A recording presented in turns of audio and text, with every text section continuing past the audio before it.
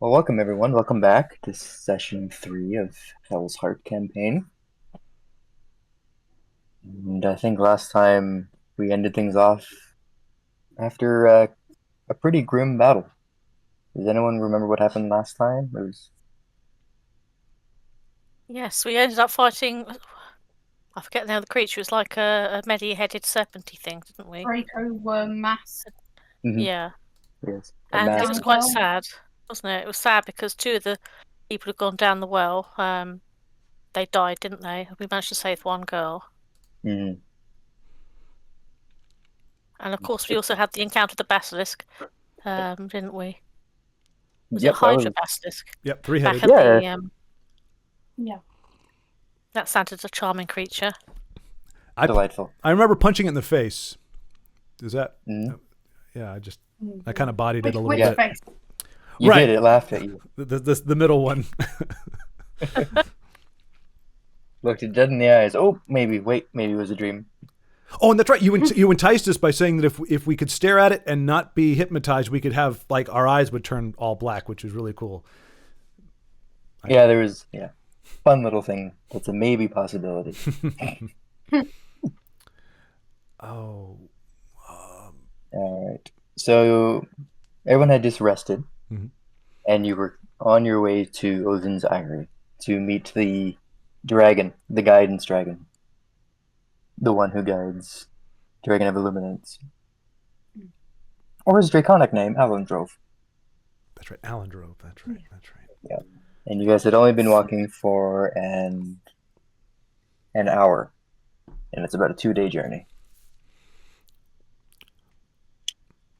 But it's all right. You guys have rations and stuff, which no one uses or keeps track of. It's fine. I'm on a diet, so I'm not too worried about it. I'm trying to make One pine nut per meal.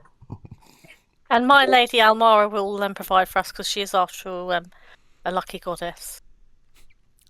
Yes, I think I mentioned last time, if you ever roll on that one on an ability check or an attack roll, let me know. Yeah, I know. I've got a note of that. Don't worry. Or saving too. Oh, that's the point. Where's my dice? I've tied them. I've got them. Where did I put them? Found them. Perfect. Got them.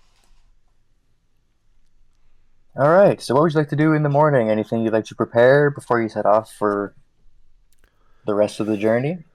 Obviously, I'm going to just quietly chant myself in quiet contemplation and prayer first of all. Mm-hmm. While You the can others also edge away. awesome. You can also take this moment to swap out any spells if you wish. Prepare different spells for the day, all that kind of stuff. I can't really do that as a ranger, right? I've tried to completely understand exactly how the magic aspect works for rangers, and it seems to be like warlocks that you kind of pick what you can learn, and then you can only change it when you level up. I think so. Here. But I don't think so. I think it's fine if you want to do that. Swap them out. It just makes sense too. I think you just have to remove them and learn different ones. Yeah, I think, I'd have to double check with the ranger class. It's been a while since I looked at it, but you may only learn ones as you level up, so yeah. Clerics can prepare, and wizards.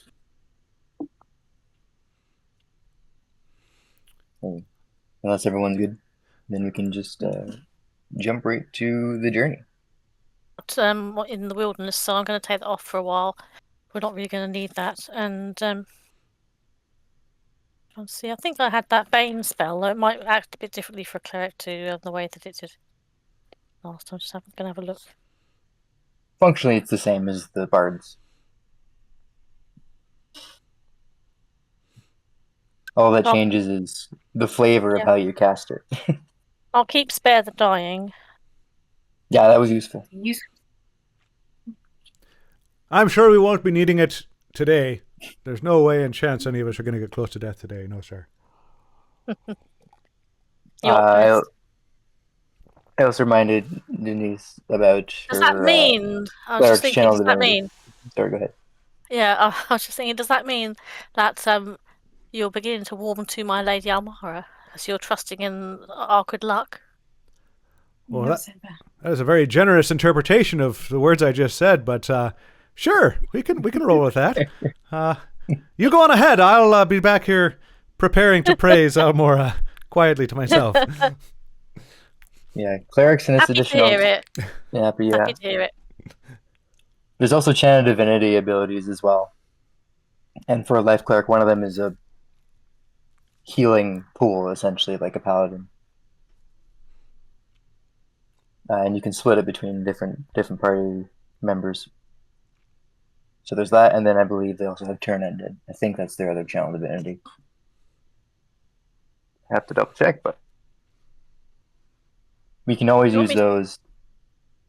Do you want me to update the sheet, or should I just keep a note, a manual note of what I've got to save slowing us down? I have everyone's sheet up here as well, so we can always Okay. you can update your sheet later, but it's just your preserve life channel divinity. You can restore up to 10 health. Yeah, that's down to being a life cleric, isn't it? So, That's not actually. That's under. Is it features and traits? I think rather than on the spells. It's features and traits. It's also under actions because you can use your action to do these things. Right. Okay. Turn undead, yeah, and preserve life. Yeah.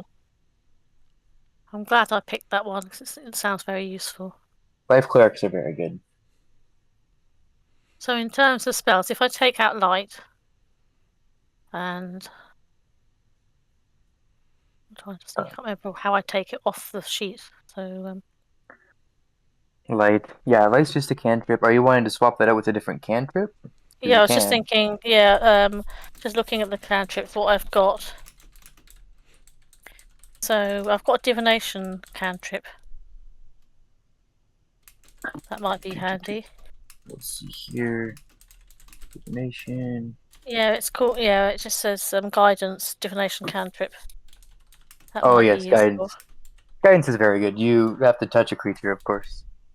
Yeah, but but it might be useful, and there's also a resistance one.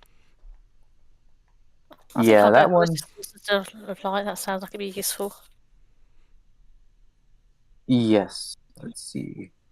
Basically, you get to add one d4 to a saving throw. That sounds like it'd be handy. So, how do I take the spells off this sheet? I can't remember. Oh, it says manage spells, doesn't it? Yeah, If I go there, I manage should be able spells, to. remove, and then learn.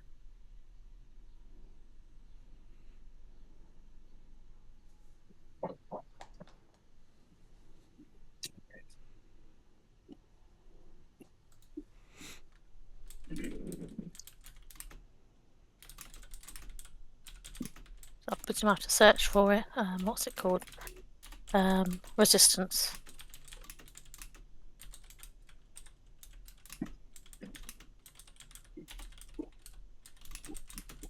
Yep. Alright. There we go. That's that bit done. Sacred Flame. I think I'll keep that and spare the dying. They're both useful. For spells, I'm going to keep Cure Wounds, keep Guiding Bolt, Healing Word. Maybe I'll swap out. I want to swap Bane in for something, but I'm just trying to work out which is the most good one to drop. Well, Command let's could be useful. see here. You have a couple healing spells. Yeah, you cure, never have too many healing spells in my book. Yeah. Yeah, I'd like to keep command. Cure Wounds is a touch healing, and Healing Yeah. Word does less, but it's ranged. Yeah. I ought to keep the one which restores more hit points, really. So I'll drop the healing word. I think for now I can always put it back when we get into a high risk situation on another day. So look, if I take that. Nice. Oh no, I've just cast it by mistake. Stupid me. And I get rid of that again. Got Just go to your. I can fix that. Just yeah. Yeah, I was meant to be taking that off. Spell stuff is always fun. Oh, hang on, it's under manage. I'll go back to there again. So if I just delete that one, healing word, wasn't it? And I'll put in, what was it? Bane.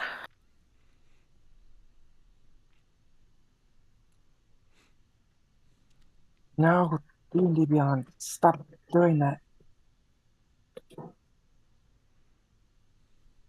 There you go. Right. All right, let me just restart this. All right. We're good. All right, and then Rhino comes in. The one's in the farmhouse now. Okay, we are back up. I love it. It crashes about once a day. What's that? The D&D Beyond app. Oh, Yeah, once a session. it's good to be consistent. Yeah, absolutely. All right, we are good to go. So, if there's nothing else, I think we're gonna get on the road. The road, the path. You guys have a map now. You found it in the Jarl's longhouse, so you have a map of the area. So you know the general direction. So who is leading the hike, essentially? Who wants to lead? I can. Marching Yeah, order. Sounds sensible with your heightened senses. So the order, I'm just going to move you guys down at the bottom of the map just so I can visually see the order. So Arnu in the front. Who would like to go next? I think Tinra's going next because Valentil was hiding at the back, contemplating his newfound devotion to Almara, isn't he? I take affront to the word hiding, as I do not hide, but yes, I'm strategically placing myself in the rears Yes. to avoid conversations with, to avoid, To contemplate. yes, Seriously. meditate, bring it in, yep. All right, so that's the order. So I'm just going to need, yeah, we'll go with this. Arnu, can you make a survival check, please? Just in general to see how. I knew it. As soon as he asked, it's like, who am I going to behead today? Hopefully, no beheadings. Come on.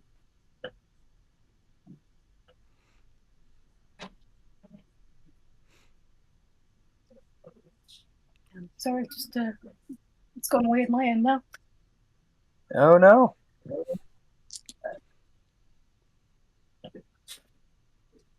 Almira, why have you forsaken us?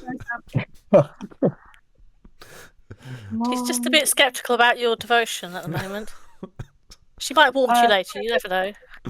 You make your own luck, kind of thing. Right. Okay, it's back now. What am I rolling again? Survival. Survival. Just a general survival. There's nothing really to track, so it wouldn't be with advantage. But 17 is good. Like, good, especially with the map and stuff. You guys won't get lost on your way. Sweet. Even though it's a path, it does become more overgrown. And a smaller path kind of trails off, kind of leading through the woods. So, unfamiliar territory, navigated pretty well. And you might even actually have advantage if your favorite terrain is the woods. Because I can't remember. Leave it is. Leave it is. Yeah. So you can roll again if you want to, but 17's good. All right. So as you guys are walking, Valentil, Yes, sir. a purplish phantom-like creature, like a projection, kind of appears in front of you. And you recognize this man as your client, basically, who hired you to track down Zenak, the bounty hunter.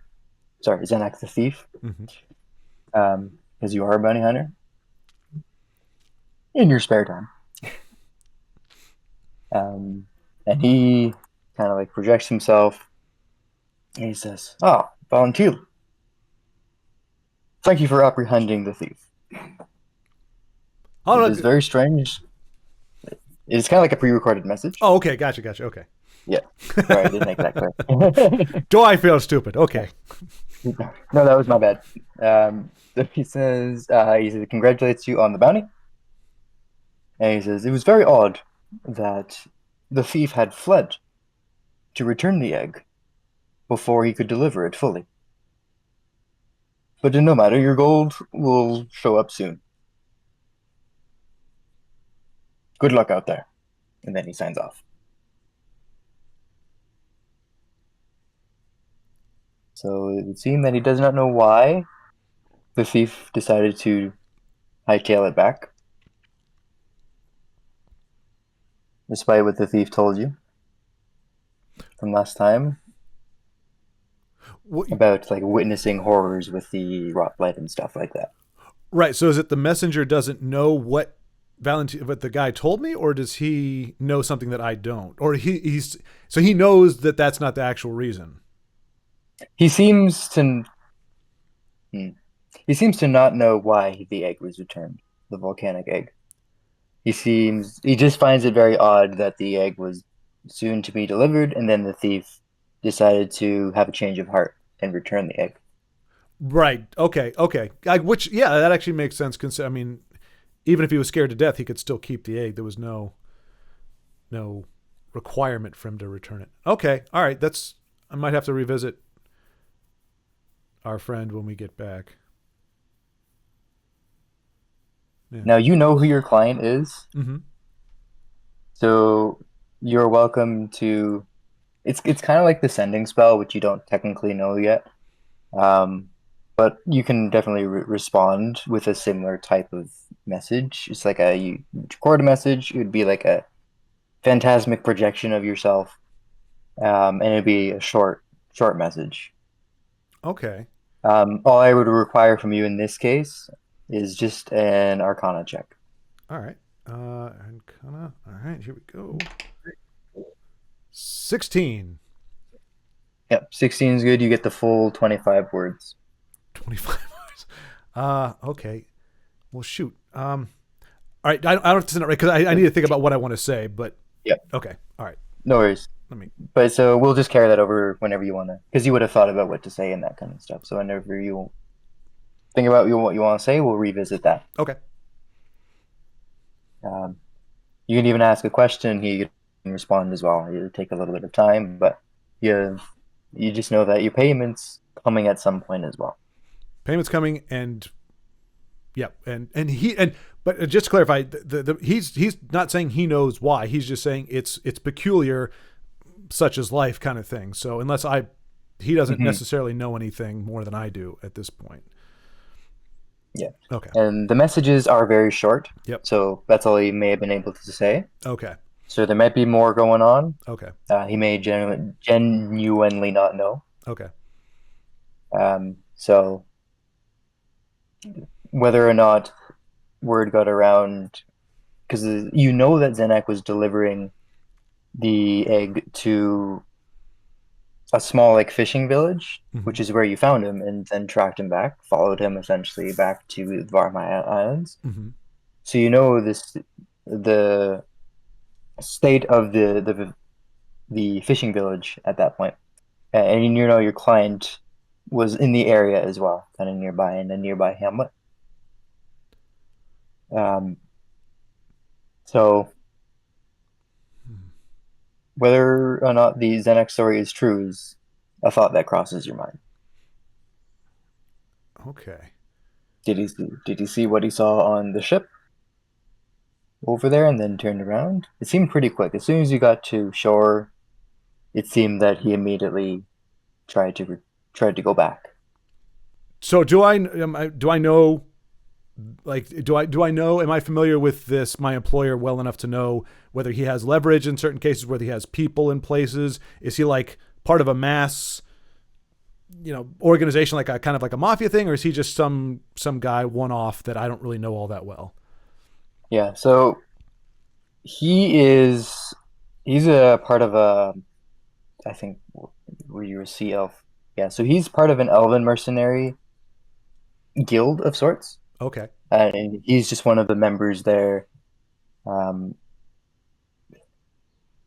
that just gives out contracts, basically. Okay. All right. Let me. And his name is Favriel. Favrio. Favriel. Did he used to be a model? Oops. Fabulous model. They used to call him Fabulous Favriel. No, that's not canon. No. That guy's name again, the thief, what was his name? It began with a V. Zenak. Oh, it began with a Z.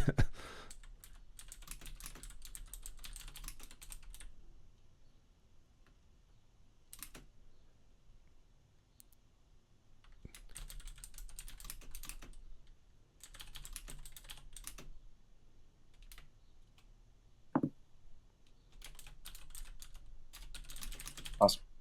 Sorry, I'm just doing a word count here to make sure I have it. 1, 2, 3, 4, 5. Yeah, that's always the tricky thing. It's like you have 26 words and it cuts off right at the end. Oh. Right, yeah. Kind of like an edit, It might have happened to somebody Yeah, at some exactly. point. All right, we can continue on. I'll probably have I'll send a message in the next few minutes here once I get that squared away. But I don't want to bog down the party any more than we already have. So Technically, you have like the travel time of 2 days to respond. right. Yeah. You got lots of time to think of something to say. What can I ask this guy? Something seems fishy here. That kind of stuff. Oh wait, I was recording. Oh no. Ah. Yeah, really. Dang it. Never gonna get that money back or get those words back. Money can be words, I guess. Words can be money. All right. Where's my... There it is. Okay, sweet. So you guys travel... I might be able to even pull up a map for this too. In fact, I will. So let me go here. There. Load that in.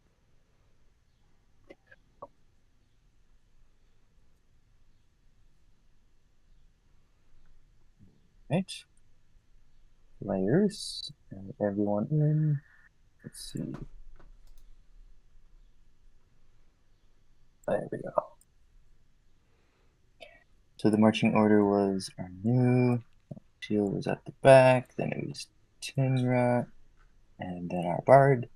Rhino. I believe that was the order. Sweet. So your path looks something like this. Can everyone see it okay? Yep. Oh, hang I on. can see it fine. Perfect. Is it just the farmhouse? Or no? We've moved. It's like a path. Oh, I need to update. You're a street. Yeah. Maybe when everything froze, it borked everything. Okay, there we go. I do see the path now. Perfect. So as you guys walk down this path, now this is just like a path map I have just to preface this. Full disclaimer, we will be reusing this path map a few times. So there won't always be a nice little stream there. In fact, in this case, there is no stream here. It is just all brush and trees on either side. I'm just way looking around the kind of like sycamore trees, some cedars there as well. Probably would smell quite nice. Birds chirping. You see a couple ravens flying overhead, squawking. And all of a sudden, let's see here. Just give me 2 seconds here. Pull up that. So you guys have been walking for a number of hours now. It is now early afternoon. And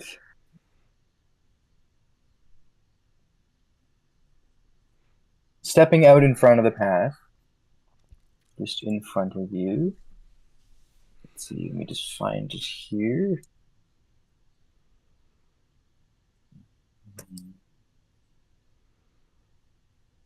And you guys didn't hear this. Gee, there it is. Perfect. So, popping kind of in front of you guys, I'll just move you back here a little bit. Just so there's a little bit more space. You see floating in front of you, just a cloak. Kind of come out of the woods. It is a black cloak. Just floating there, the hood is up. There seems to be a fog or a mist that kind of surrounds the cloak, but it's just hovering just in front of you guys. I'm sure it means well. Is everyone else seeing the floating cloak, or is it just me? No, yeah, I'm seeing that. So it looks like an invisible person kind of standing in the road. Ironic. I guess so. Invisible person. There's just the cloak. Wearing a cloak. Looks quite stylish, actually.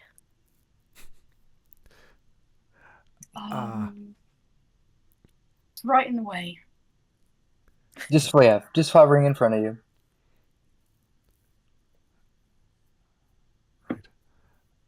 Right, I'm I'm off just just- wondering. Shout to it, hello? See if it responds. Kind of floats there. You could have sworn you see the hood maybe do a nodding motion, and then it dashes off into the woods Oh, okay. with a flutter. See, I told you it was friendly. It was just passing by to say hello, wasn't it? Right. Okay. That's how I interpreted it too. Nice, friendly, empty cloak. Is this something any of you all have seen before by any chance? Because this is a new experience for me. Nope. Nope. No, I've not really seen it before, but it does look a very nice cloak. I wouldn't mind owning it. You do understand there's something involved within the cloak. It's not just a cloak, so it Yeah, I probably think- belongs to a specter or something. True. Looks really like- Maybe it's just misunderstood. No, we You guys, This is why I'm in the back. you guys, yeah, that's on the very back. I Do you suppose guys we go just carry after? on. Do you guys just carry on? Well, I might just Sorry, go. investigate the area where it was, sort of sniff about, or just if there's any. Can tell anything. Yeah, there might be some clues, mightn't there? Yeah, this would Invisible. it's a little bit tricky to track a cloak with footprints and that kind of stuff. It doesn't really leave a scent in the air. So I would still say it'd be, you can either choose, in this case, you can either choose to make a survival check to see if there's any signs of like fabric that may have gotten torn on a branch as it goes into the woods, that kind of thing. I'll You can try that. choose. Yeah, if anyone who wants to, you can try and investigate the area to see if there's anything else amiss. While Anu's having investigation a check. look, while Anu's doing that, Tinra just wanted to sort of ask whether or not was it a plain black cloak, or was there any sigils or anything on it? It was a plain The black glimpse that we cloak, got. and there was silver trimming. There's silver trimming kind of like at the edge of the hood and around the cuffs and Right. around the bottom, The trim down on the bottom, right? the Okay. trim. now, has it taken off in a very fast? Is it moving at like a human jog, or is it supernaturally fast? Like how speedily? It didn't like zip. It kind of like floated as if someone were running, I guess, would be the appropriate speed at the, not sprinting, just a nice, it's a quick run, a little bit quicker than a jog in terms of speed, just kind of drifting into the woods. I mean, can I pursue it? If you wish to. I do wish. I very much wish to. All right. No So, hood. no hood. All right, so you can definitely, let's see here. Let's just take care of checks first. and then we'll follow up from there. So anyone who'd want to make a survival or an investigation check. Got an 18 for survival. 18. All right, so we'll just go with that and 10. Investigating the area. All right, so we'll go with the 18, just because it was the highest. So you managed to notice the smallest little thread with an 18 kind of resting on a branch. So you know the general direction where it goes out, where it's going. And so you can all chase after it here. I'll pick up the thread. Let's see. We won't bother to roll initiative for the chase, but I am going to need. Let's see here. You're going to be dashing. You're going to run through a lot of stuff. Let's see. You can either make, I would say an acrobatics check to see how dexterous you can navigate the woods, or you can make an athletics check to see how well you can climb over fallen logs and that kind of stuff, chasing after these things. Well, you cut out. You can choose one. What's the second one? I heard the first one. Athletics. Athletics. Okay, I'll do athletics. Yeah. Athletics or acrobatics. I'll go acrobatics. I'll go acrobatics as well. Yeah. We got this. Valentil is quite spry 19. for his age. 16. Yes.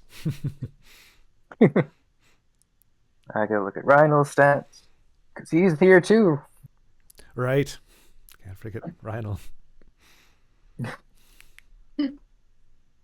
He's blending into the background, isn't he? Bless him. Yeah, he falls behind. He gets a delightful 9. He falls on his face, so he's lagging behind. He still can follow you guys, but he's not able to chase this thing very far into the woods. All right. So let me just pull up another map here because you come around the corner and you come face to face with a pale elf. And he's wearing kind of like a chainmail armor. But it seems to be made out of a mysterious type of metal. Just a different kind of metal. It's not your typical steel. It seems to be more made out of a copper or bronze type of alloy. And Valentil, you would know, being around dwarves and that kind of stuff, that this is made out of bronzium, which is a metal made, and get the exact construction here. It is made out of bronze and ignium, which is what your rapier is made out of, to make a harder alloy known as bronzium.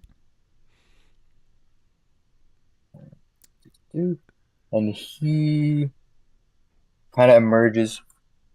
You almost run into him, actually. As he emerges from the undergrowth, the cloak kind of wraps around him. And he says,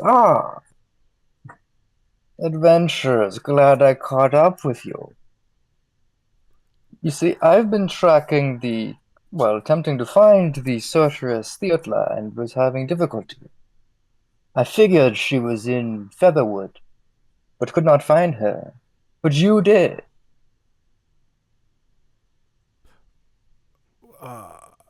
No. How do you know we found her? I was there. The cloak let me know. But you or your cloak was there? We're one and the same. Okay, don't say that like that's not weird. What do you mean you're one and the same? Who has the brains? Well, I do, of course. But we are connected. We share a magical bond. You didn't say hello at the time. Why would I? You see, thing to do.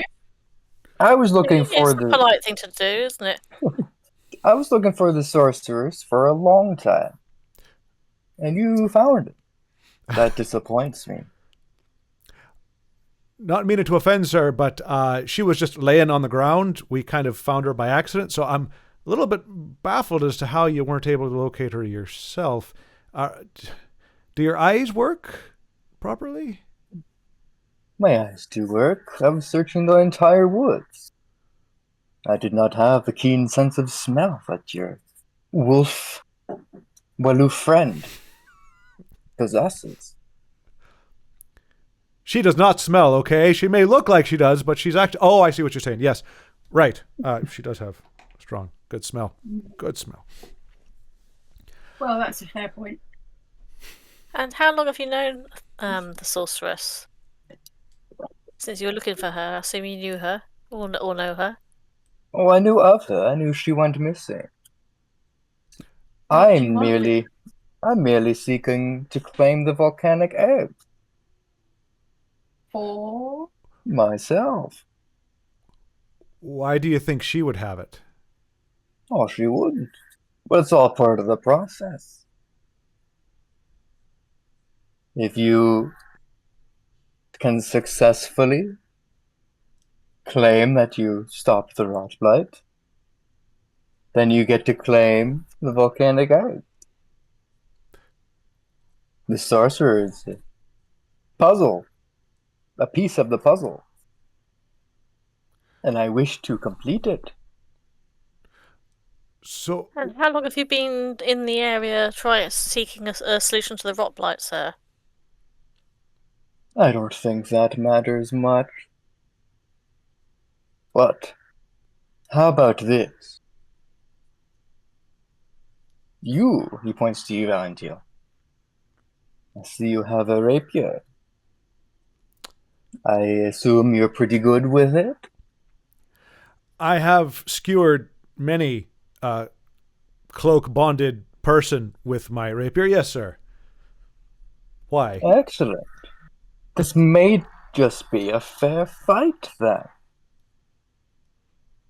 I challenge you to a duel. The winner... Basically, we get to walk away. I will not pest you anymore. In fact, I will leave this island. I will pursue other interests. We don't have the egg right now. No, not now.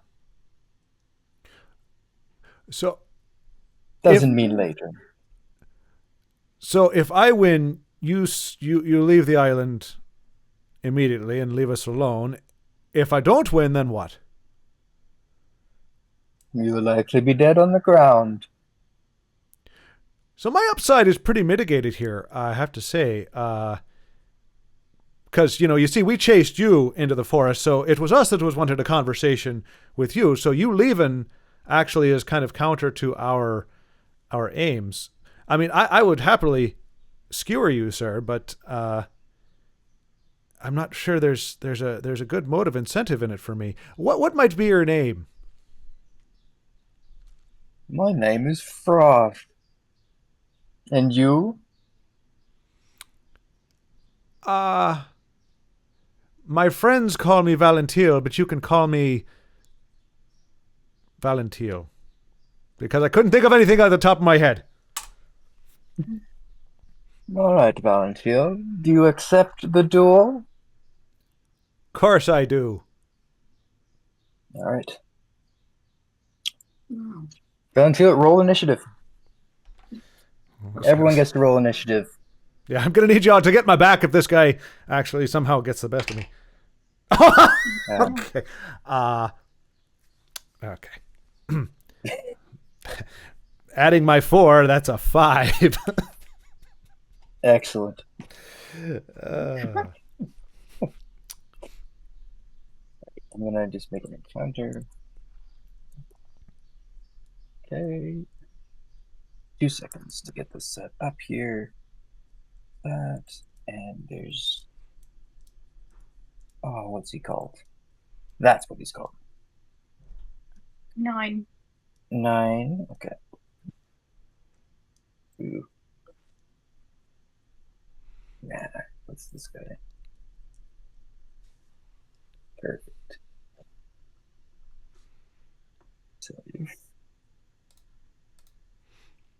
All right. Oh, there we go. So I think I 13 heard. for me. 13. So I got a 13. Sorry, what's it? What was it? A 9 and a 5? Was it? 5, I believe. Oh, sorry, Anu, what'd you get again? 9. 9? Mm. All right, I got to roll for Rhino. Okay, it's not too bad. What are his stats? Okay. I know. And what is this guy? Oh, yeah, yeah. So you each position yourself in the clearing. Or Valentiel and this guy, the mysterious Frosh with mysterious motivations. And as you two position yourselves in the clearing, the cloak that he is wearing kind of comes off of his back, hovers away, and drifts towards you two. What is the cloak? Drifts towards Tinra and Arnu. Okay. And then he says, "All right, excellent. Now, while we duel, you may use spells, but only defensive spells. Other than that, blades only, and no one else shall interfere." Is All he? right. Are we within 30 feet of the two of them? Yeah, so they're kind of standing in the middle, and as you kind of walk to go join your friend, kind of see what's going on, the cloak kind of drifts towards you and kind of stays in your way, But we're and it's still going within to 30 feet of Valentiel and this mysterious what's it, Throff or whatever their name was. Frosh, yes, 30 Oh feet. yeah. I might try and cast a surreptitious bless then on the three of us because that will provide some protection. That's not actually an offensive spell either, so. All right, so there we go with the order of initiative. So, our dear friend Frosh shall be going first. So, you're welcome to do cast bless on your turn. You know what? No, go ahead. I'll allow you to cast it just before we start.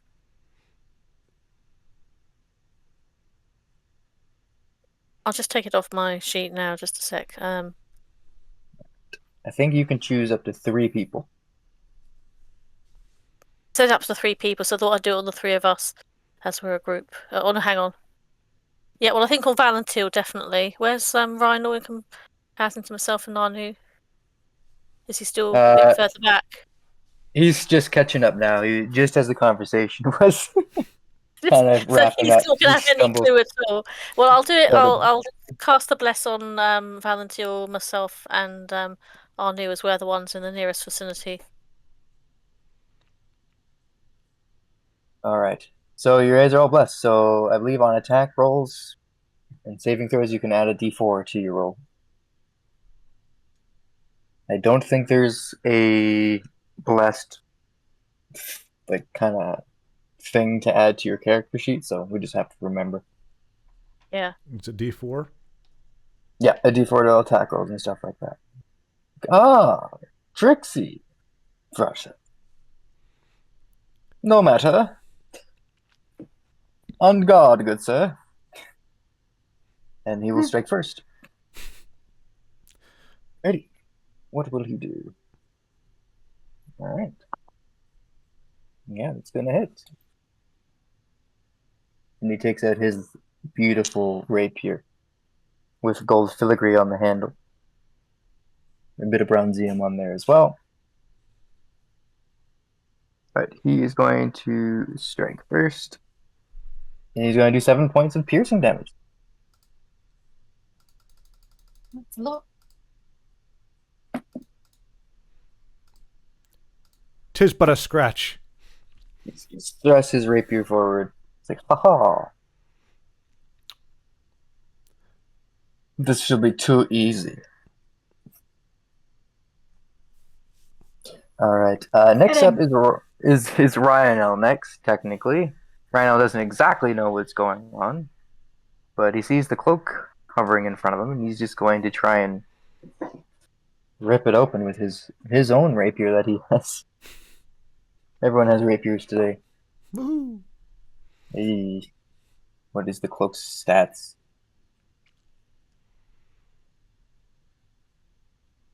Nope. He's going to miss.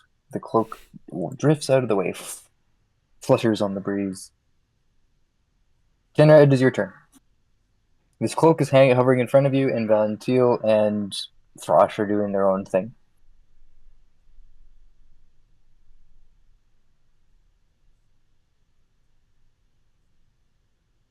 Sorry, whose turn is it? You cut out a bit there. Kenra's turn. Sorry. I've cast bless, so I thought that was my action for the turn. Yeah, I like to do I that have at to the start of concentrate the on turn. it, don't I? It says I have to concentrate on it, so I have to carry on concentrating on Mhm. it to keep it going. Yeah, I was allowing Blast to go off just before we started as you guys were preparing. Yeah, I'm concentrating on it, but I'm also admiring the cloak, thinking that'd be nice if I could get that off him. So yeah, the cloak is still hovering in front of you. What would you like to do with the cloak? I'll reach out and just touch it and see whether it feels warm or cool. That might give me a sense of All right, so is it is there something inside it, or is it just powered by his will? If it's warm, it might be there's actually somebody invisible inside it. let's see here. So are you? I guess you're not actively attacking it. You're just trying to touch it. Yeah, I'm not attacking it at this stage. It's not attacking us, so I just wanted to explore, see if I could work out what's just by touching it. Is there something? Does it feel solid, as if like it's got a pair of arms in it or something, or does it feel like it's just an empty cloak that's just animated by his will? Interesting. So the cloak, it won't really like you reaching out to touch it. So will it perceive this as an attack? So I'm going to have you roll an attack roll just to see if you're still able to even touch it. An attack roll. Just, Yeah, but I'm just not a regular. like using a weapon or anything. I'm just raising my hand. So Yeah, attack roll. understood. Okay.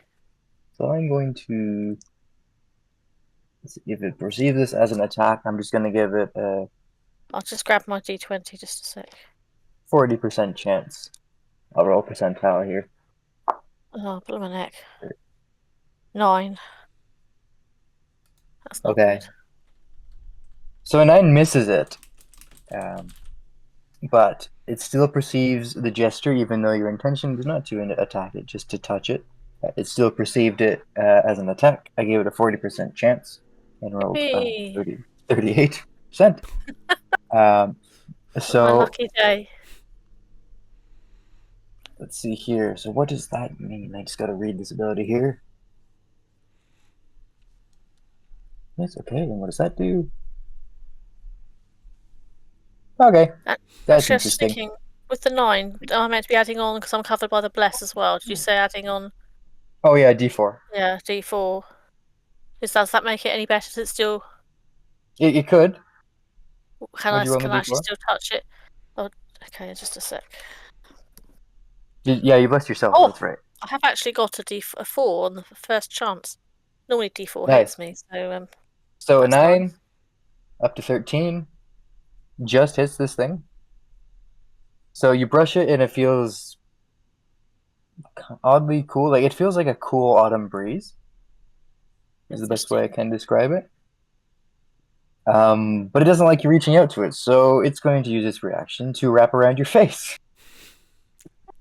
Well, I know I wanted to wear it, but I think that's taking things a bit far. Stop flirting with the wardrobe.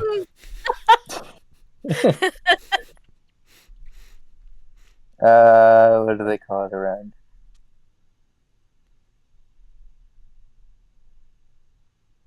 This is, yeah, pursues an attack roll. This is kind of weirdly worded. Using yes, yeah. so there's technically no damage associated, so we'll just ignore that part of this ability, and it's just wrapped around your face for the moment. Exactly. So while that happens, it is now the cloak's turn. So the cloak is going to do its thing. All right, let's see. All right.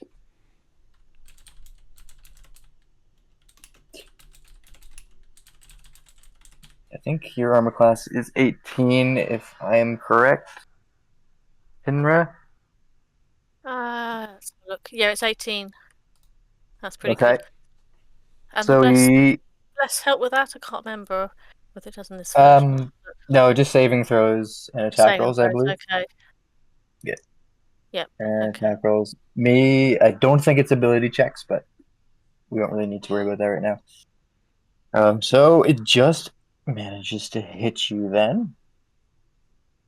Being okay, so it wraps in the face around. of a cloak. Woohoo. So it doesn't actually whack you. It doubles down on trying to wrap you up. You are now grappled by the cloak.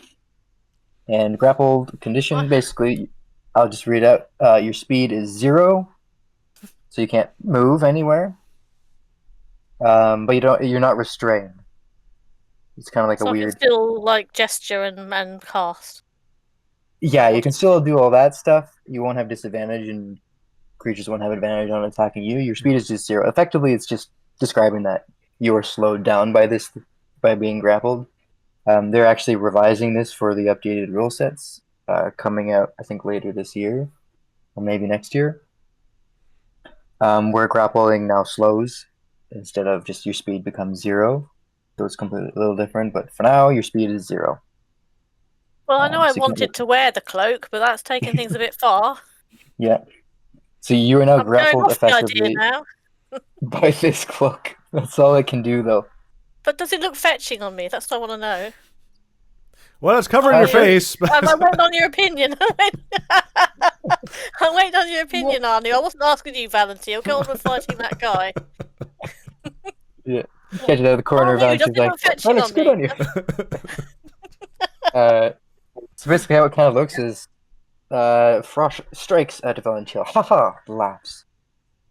Rhino missed his attack with his rapier.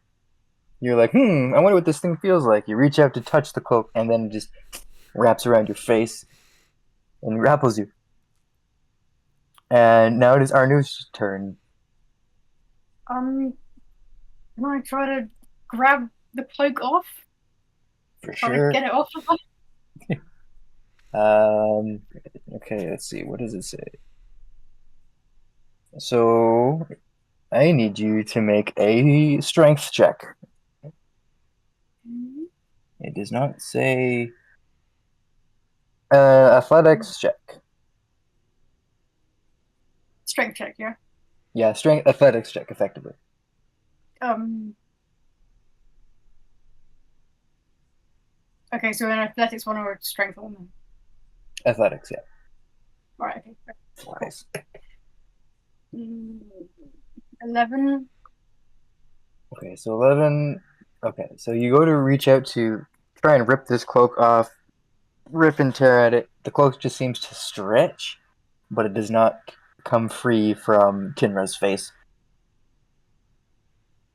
So that is your action. You still can technically move, and if you have any bonus actions that you want to use, you can still use them. Unless you want to stay right here. Stay here for the moment. Duel is a duel until it starts to go south. I'll just see how it plays out. Alrighty. Valentil, it is now finally your turn. You've got this. Get him. I mutter to myself, perhaps I haven't chosen the best of companions. And I feel you hear a muffled voice say to you, I believe in you. I believe in you. But all I heard was praise. What's her name? Omar. Amar. Of course, she would say I that. assume Obviously. That goes without saying. I assume these rules of dueling have to be followed. Well, Fair enough. you see, Medicate will be in high order. All right, what would you like to do? Okay. Well, I have my rapier, so I'm going to go ahead and smite him with it as hard as I can. Now, I will say, you do have, if you wanted to, I think, yes, you do have a blade song if you ever wanted to use that. Right, but that's magic, isn't it? It is technically not magic. It is Oh. 2 times per long rest. You can use a bonus action to start a blade song, which lasts for a minute. You gain +3 to your AC in this case because it uses your intelligence. Your speed increases by 10 feet. You have advantage on acrobatics checks, and +3 bonus to saving throws you make to maintain concentration on the spell. Essentially, it makes you a little bit harder to hit. Okay, and that is an action, so I would be able to activate that, but then not attack, right? You can activate that and attack. It's a bonus action. Attacking is an action. Oh, okay, I see. Okay, good. Okay. You don't have to use this. It's just letting you know that you have that as an option to use in combat. Yep, okay. And then you also you took 1 maneuver from the Battlemaster class. Mm-hmm. So you also have a feinting attack as well. Which is you have a superiority die. Right. I believe. Wow. Doesn't tell you how many you have. I think you have 1 or 2. 1. You have 1 superiority die, which is a d6. Per long rest, is that? Short rest. Short rest, okay. Gain advantage on your next attack roll. Chosen creature within 5 feet. You're trying to add the total up to the damage roll. Okay, so I can add a 6, a d6 to the damage done. Okay. But that is a bonus action, so I can do one. I can do 1 now on this turn and 1 on the next turn, essentially, right? Yeah. So you can do a bonus action to either do this attack, or you can use a bonus action to activate your blade song, but you can still attack on your turn. Okay. All right. Yeah, I'll start off with, I'll activate blade song. Awesome. And then I will attack with my ignium rapier. My name is Valentil Grimstone. You killed my father, hypothetically. Prepare to die. No. Alright. So you have a +3 to your AC. I do not think it does it automatically. I think we just have to manually do it. Yeah. Interesting. Okay. Very interesting. Yeah, it doesn't actually update anything, I don't think, if you activate it. That's alright. We'll just keep track of the benefits manually, I guess. Old school. Yeah, old school. I just gotta remember that you have +3 to your AC now. Alright. Oh, look, it crashed again. Oh, jeez. That's alright. Roll the hit. Alrighty. Okay. Let's see. So that's a 7. Wait. 7 total? Yeah. That's including your modifiers? Yeah. Alright. So you go to strike him. Ha! Start flourishing your blade in an all lithe manner. You go to thrust it forward, and he deflects it with ease. Ha! Not even a challenge. I'm distracted by the circus going on over there. Goodness gracious. Alright, top of the round, it is now his turn. Don't die. Okay, there's healing magic in the wings. Alright, let's see. We can go to attack. Alrighty. Ooh.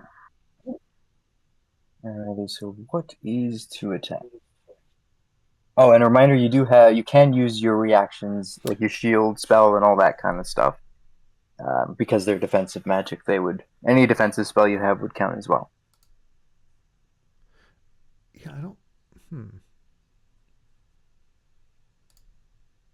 But that's gonna hit within that 20.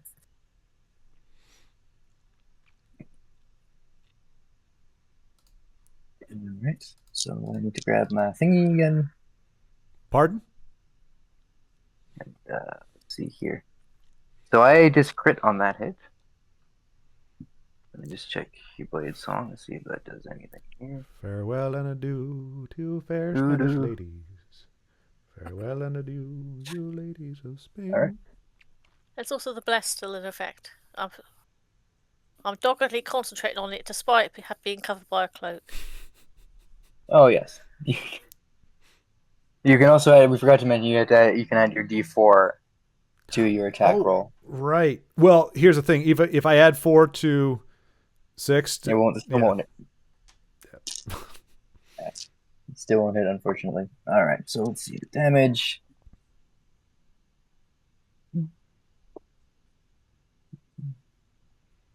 So 8 points of piercing damage.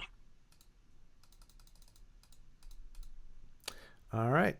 Sitting pretty with 1 hit point. I was gonna say, how are you doing? Never been you better.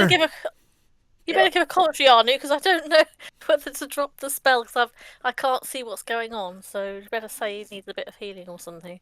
I'm getting rid of a lot of unnecessary blood right now. This is fantastic. All right, Rhino is going to Do something, Let's see. please. what will he do on his turn? It's like, man, this old wizard sucks. He mutters to himself. Very quietly. Screw you. I forget, where are his spells? There we go. Yeah, he is definitely going to. Well, he's going to have fun. He's going to use command, and he's going to tell our dear friend to drop his weapon. I got to roll a dice.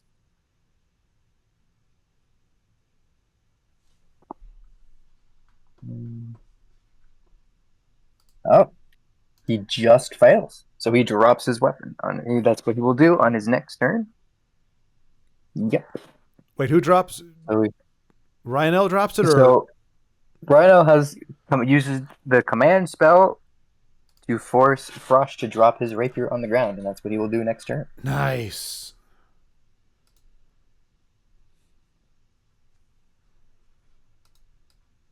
Command on its next turn. All right, I did get that right.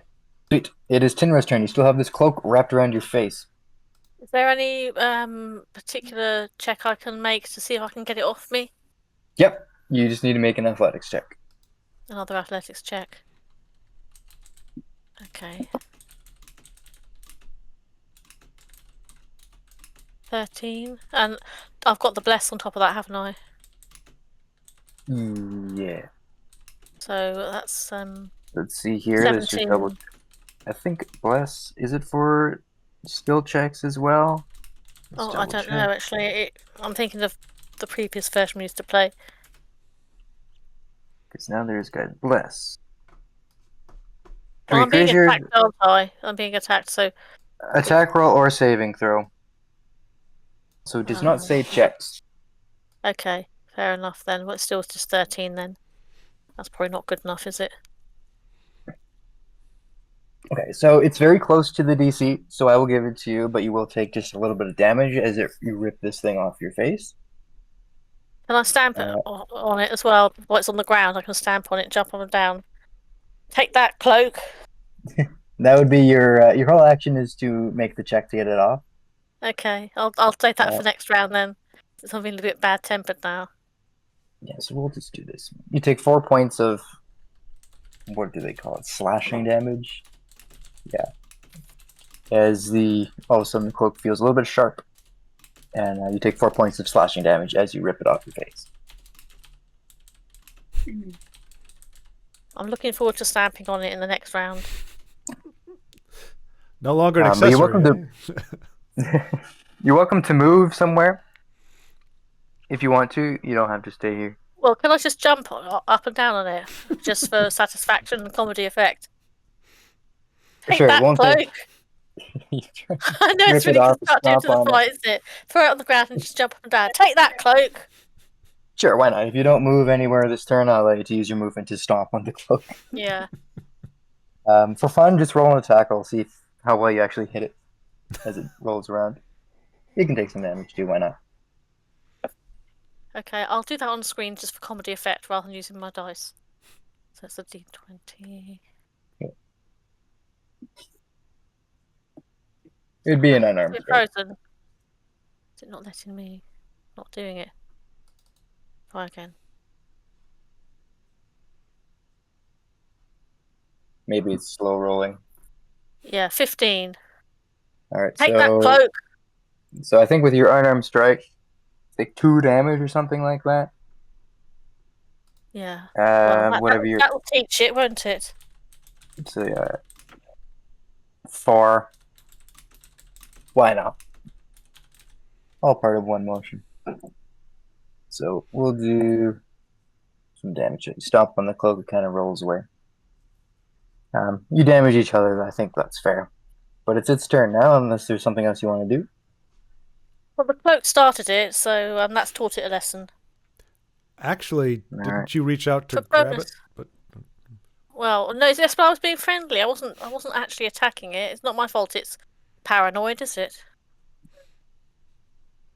Well, it's going to come after you then. It's going to. Well, let's see. Okay. It's gonna. Ready? So, roll natural 19 on the dice. It's going to hit. Great. It's gonna be on my face again, isn't it? I spent the whole fight going like this. Oh, this Cloak's on me. Great. So you take 7 points. whoa, Yeah, 7 points of slashing damage from a cloak? from a cloak. What is he slashing at her with? Like, what is it? Is it the edge of the cloak that does the cutting, or does it have some unseen? It seems to. Yeah, it seems to sharpen its the edges, the trim. There's the word. The silvery trim into something that's sharp, like a blade, like a razor. Did not see that coming. That's all it can do, though. Just I 7 suppose points. it's got bored. Yeah, 7 points of slashing damage to Tinran. I've taken it off. Don't worry. Yeah, awesome. Oh, there it goes. All right, Arnie, what would you like to do? Has the Frost guy actually dropped his weapon yet or not? He will on his next turn. That's what he will spend his entire next turn doing, is dropping his weapon. I suppose I won't know that though, will I? So You would have seen Rhino reach out, kind of like point his finger and say drop. And for a comedic effect, we could say Frosh mutters under his breath, "Just master," something like that. So you would know. Well, drop what though? His sword, his drawers? I mean, we don't know exactly what he's dropping here. Well, yeah, command is only one word, so. Drop his pants? Probably not. That's So what I'm saying.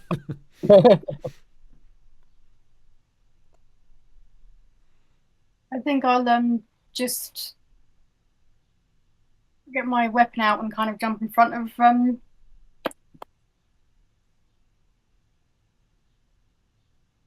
Inra? in front of Valentine, so just to be like protecting him from any more blows. Oh. I think you've hurt him enough. I think he gets. Well, Frosh still seems to be under the effect of the enchantment, so he doesn't seem to pay too much attention. He's focused on completing the task that was set before him of dropping his fine-looking rapier. Well, Might be worth grabbing it off the ground so he can't pick it up again. He still Yeah. technically like hasn't dropped it. Like, well, technically I during a think round, everything kind of happens simultaneously. So like as Valentil was getting shanked, Tinra was ripping the cloak off and stomping on it. Rhino was casting the command spell, and Arnu is jumping in front and doing something. Oh, look, it crashed again. 3 Yeah, times I in think- one day.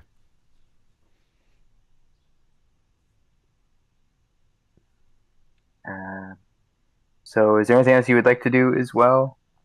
I might just hit him actually. Can I just hit him?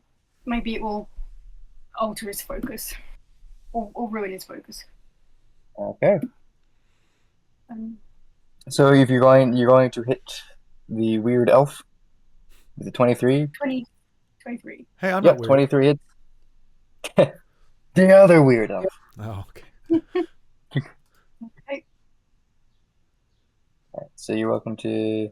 I believe it's your short sword. Is that what you're Yeah. using? Yep. 8. 8 damage. Nice. It's like, ah! Alright. And that's all he can do. That's all he seems to react to. Okay. First blood. Yay. I mean, other than mine, It's of course. Yeah. Other than Excuse me, I'm being slashed by a bloody cloak over here. Well, that was second blood. That's. Yeah, it was, but it's not the only blood. This is embarrassing. Well, yeah. if there's I nothing lost else, it beat me in the initiative order. So I was beaten by a initiative. That's good really old humbling, isn't it? Yeah, exactly. You know you're placing the scheme of things when that happens, don't you? Mm-hmm. Alrighty. So if there is nothing else for our new, it is now Valentil's turn. Right now, so I'm rapiers are a poking motion, so I can poke around her, right, without skewering, because she's in front of me, but I can kind of off to the side, like skewer from behind. You can move and yeah.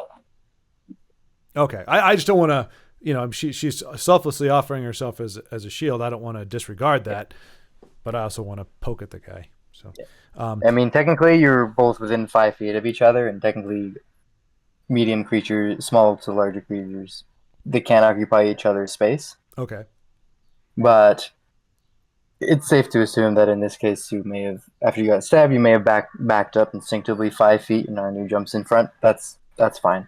okay.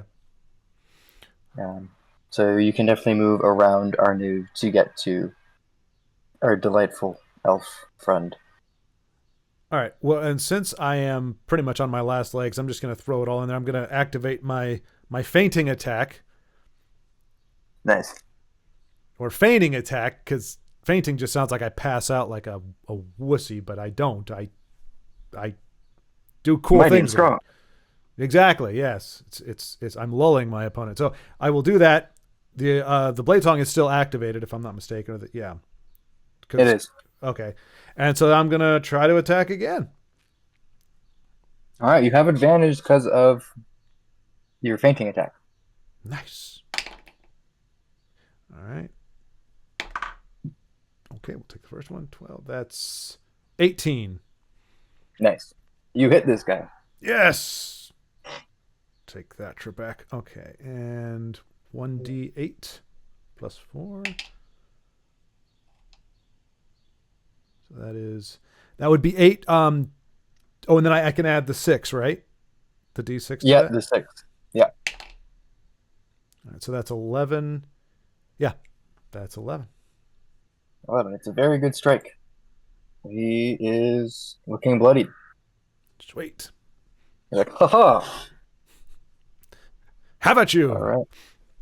It is now his turn. He's not going to do anything except drop the weapon. And it's like, ha. And at the very end of his turn, he kind of collects himself and it's like, why did I do that? What are you doing? He points to Arnu. Did you strike me? Cheater! No, not at all. He did. It was all him. I need to double check something.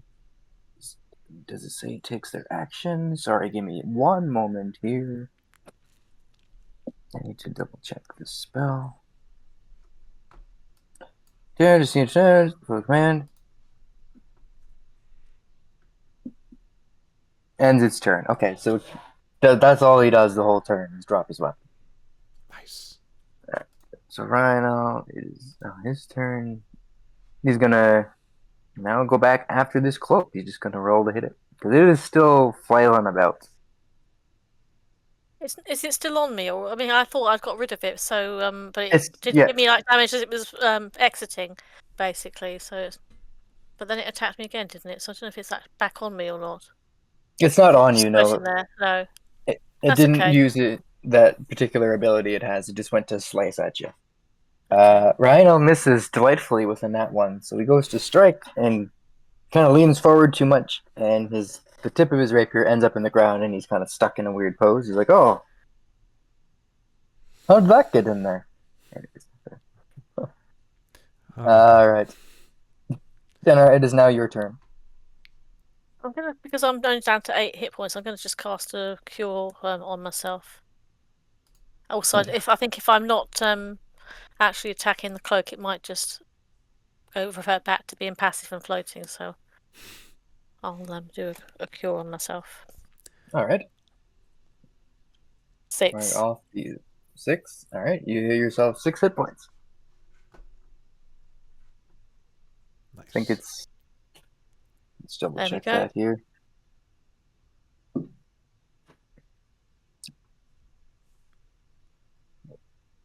Alrighty. Is there anything else you'd like to do? Is it still coming towards me, or is it just floating there now? Passive. Oh, that reminds me. You took some damage, and we'll only count the one where you actually got attacked. I need you to make a concentration check, so a constitution check, Okay. to maintain concentration on Bless. Constitution, right. And the DC in this case is 10. 17. Yeah, you're fine. You're still concentrating on That's okay. I'm a multitasker, despite being nearly suffocated by it. it. I can still to doggedly keeping up my concentration on that bless spell. That's dedication for you. I hope you guys appreciate this. Breathing and casting a spell? What? What? And being slashed at the same time. Alright, so the cloak, after hearing the words cheetah from our lovely friend Frush, the cloak is going to leave Kinra and Ryanel's space, so you both can take opportunity attacks if you wish. Might as well do. Yeah. I've just got to get my own back on it somehow. Okay, let's get my Okay. nice D20. Just going to hit with that. 7. Waters. That's not good enough. Unfortunately, you missed the attack of opportunity. Rhino hits him, though, after failing miserably the first time. And the cloak takes a little poke. And the cloak is now going to... This thing can occupy medium or smaller creature space. And it is going to... See here. It's going to try and wrap around Arnu for cheating. That's your lucky day, Arnu. Alright, and it succeeds. So you know are now considered grappled by this cloak.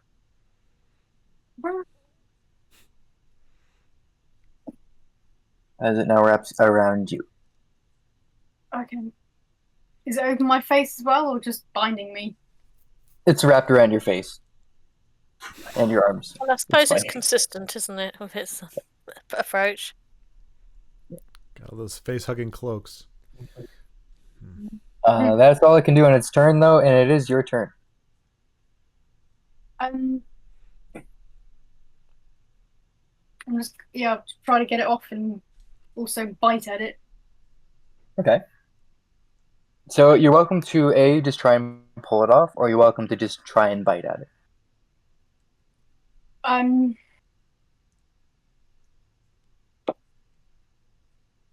Try and see what biting, and it does. Okay, so this would just be an unarmed strike. Right. It's just would treat it like an unarmed strike. Yeah. But instead of bludgeoning, we'll just call it piercing damage. You'll do the same thing as your unarmed strike in terms of damage, but it would just be for damage purposes. Instead of bludgeoning, it will be piercing. And technically, it's almost like an improvised weapon with teeth and stuff like that. So instead of just doing your normal 1 damage for your unarmed strike, you can roll a d4. Okay. And then add your strength to that. And the Which roll I don't. for hitting. Yeah, so you have to roll to hit him. Yeah. With no modifiers to that. Good luck to me. It would just be whatever your unarmed strike is, plus 2. 15 I rolled. 15? So, yeah, that's what I rolled. Yep, so 15 hits him. Okay. It. Cloak. And just roll a d4, no modifiers, because I think your strength is 0. 2. Okay, so it takes 2 more damage. And let's see. What gets off of them? Yeah, it takes a bit more damage, but it is still wrapped around. But its grip seems to loosen. Okay.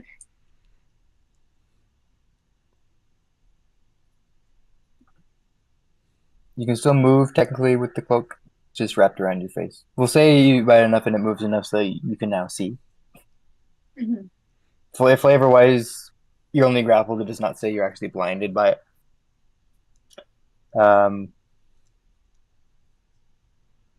Let's see here.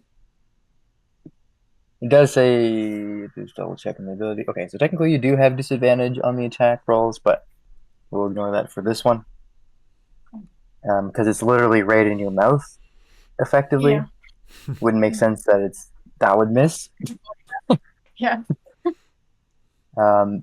So yeah, but only with the 2 damage, it's not enough to get it off. But its grip seems to loosen up. It didn't seem to like getting bitten. It is now Valentil's turn. If there's no more else. Great English. If there was nothing else, I'm would like to do. All right, 2 quick questions. One, I know the blade song it's like it has a finite amount of uses. The feigning attack doesn't seem to have. Is that something that is a bonus action that could happen every turn, or is that also limited? So technically, I think under features and traits or unlimited use abilities, there is only 1 square, so you only get 1 per short rest. Okay, gotcha. Okay. Yeah. All right, cool. And if I were to be interested in picking up the dropped rapier, would that, if I'm just using my normal hand, would that be considered a bonus action, or is that an actual like outright action? Picking up an item on the ground is technically a free action. Okay. All right. So well, then I'm gonna poke at him first, and then with the intention of picking up the weapon after I've at least driven him away from it a little bit. Oh, I thought you were going to pick up the rapier and do 2 quick stabs with it. Exactly. Did that? Oh, I think the mic cut out. That was what I was going to do. Awesome. So you can pick up the rapier first. Go for it. Why not? I give you inspiration. All right. Okay. Yeah. So I pick up the rapier then. Yeah. So roll the hit. Tinra is still concentrating on bless. You still are blessed, so add a d4 to the attack roll. And there's no advantage, right? Not on this one. Okay. Now, if you do move behind it, let's see. I will allow if you move behind him, because if Anu is still technically right in front of him. I don't think she moved at all on her turn just to try and wrestle this thing off. So technically speaking, mechanically, he is flanked if you stand behind him. I do that too. So I would allow you to have, since there's flanking, double check. Sorry, let me quickly double check the rules on flanking. I believe it is indeed advantage on attack rolls flanking. We'll just say it is for now, and then I can correct it later. Okay, good. So roll again. Okay, that's better. 19. So 19 plus her 4, I guess, is 23. 23 hits. And roll the other one as well. What the other... Well, that was my second one. The first one was a nat 1, which is why I desperately wanted a advantage. You get to roll advantage on both of your main hand attack and then your offhand attack. Oh, gotcha. Okay, so that was... Okay, so there's that, and then... All right, that is... And do I add the 4? Oh, wait, is it automatically 4, or do I have to roll the 4? You have to roll the 4. Okay, so hang on a second. Sorry. Okay, so I rolled a 2, so that was 6 plus 13. So that's 21 for the first hand. And 21 hits, yep. The second hand is 16. 16 hits. So you hit with both of them. Okay. Now, for the damage, it's a rapier with a d8. So for the first attack, you will do your normal attack with your modifier. And then for your second attack, you will not add your modifier to it. Now, I don't even know if rapiers are considered a light weapon, technically speaking, but we'll allow it this time. Just because I don't actually remember. Okay, and so when you say modifier, on our electronic sheet, it's included, right? That's the +4 it adds? Yeah, +4. Alright, so it does not say it is a light weapon. Let's see here. 2-weapon fighting, blah, blah, blah, blah. Where did it all go? Sorry, give me a second here. Nope, that's opportunity attack. 2-weapon fighting. Let's double check what that said.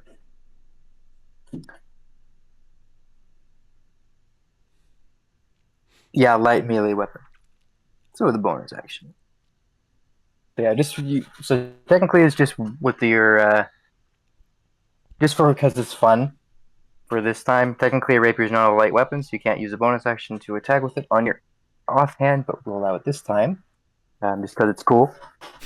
So you pick up the other rapier and you go, yeah. Okay, so the first one will be with the +4. The second one is just a straight D8. Yeah. Okay. Yeah. All right. So first attack is an 8, and the second attack is a 7. Nice. So how do you, would you like to lethally skewer this guy, or would you like to attempt to not lethally? Dang, that's a good question. I gotta say, with my cat, like I did not go into this thinking I was gonna spare this guy, especially with the cloak wrapped around. I'm thinking if I kill him, it may release Arnaud, and I don't want to risk any more time on that. So I'm just gonna poke, skewer, and slice, or I guess poke chest and then poke face. Ha ha! Go face. Haha! He falls over. He's no more. He tumbles over, lands on the ground, and top of the round. We're still in initiative. So Cloak still. The Cloak is still fighting. Dag nabbit. So obviously the Frosh can't take his turn because he's face down on the dirt. Now, did you let his own rapier go with that final blow, and it's now still stuck in his head as he lies on the ground? Taste the justice. I was gonna say wisdom would say that I hold on to it, but for flair and panache, and because I kind of got a little help with my whole ordering there, I will leave it in there for the time being to honor the dead with his own weapon thing. Yes. Haha! Then Shield flourishes his blade. And now Rhino will do the same thing as he tries to, again, try to get this cloak as he runs over to Arnu, trying to be very careful and not hit the Arnu and just completely misses everything. Alright, Tinride, is your turn. The cloak is still wrapped around Arnu's face. So you're still muted, Denise. So is the whole cloak on Arnu's face at the moment, or is part of it off to one side? Mostly wrapped around her face. Can't You really can see one eye poking out. Can I? Yeah, I can't really hit it with a mace, then, can Maybe I? a bit of a snout. That wouldn't be very welcome. I don't know. I'll just have to try and rip it off her. Okay. That would be an athletics check again. Please let me roll well this time. I'm sorry. Were you praying to somebody there? It didn't sound like a prayer. It just sounded like a wishful No, thinking. that's because I'm a bit beaten up. Oh, that was not very good, was it? Hang on a sec. Like a Oh, fair my weather sister just fan. needs a word. I'll just have just a moment. I'll put myself on mute. That's an 8, I think. Yeah. So 8 Yeah, is sorry, not that was an enough. 8. Sorry, it's just my sister just wanted a quick word, so I just Oh, no worries. don't worry.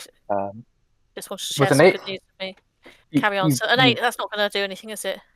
you grab the cloak, you go to pull on it, and the And cloak it'll just go seems on to me, won't stretch. it?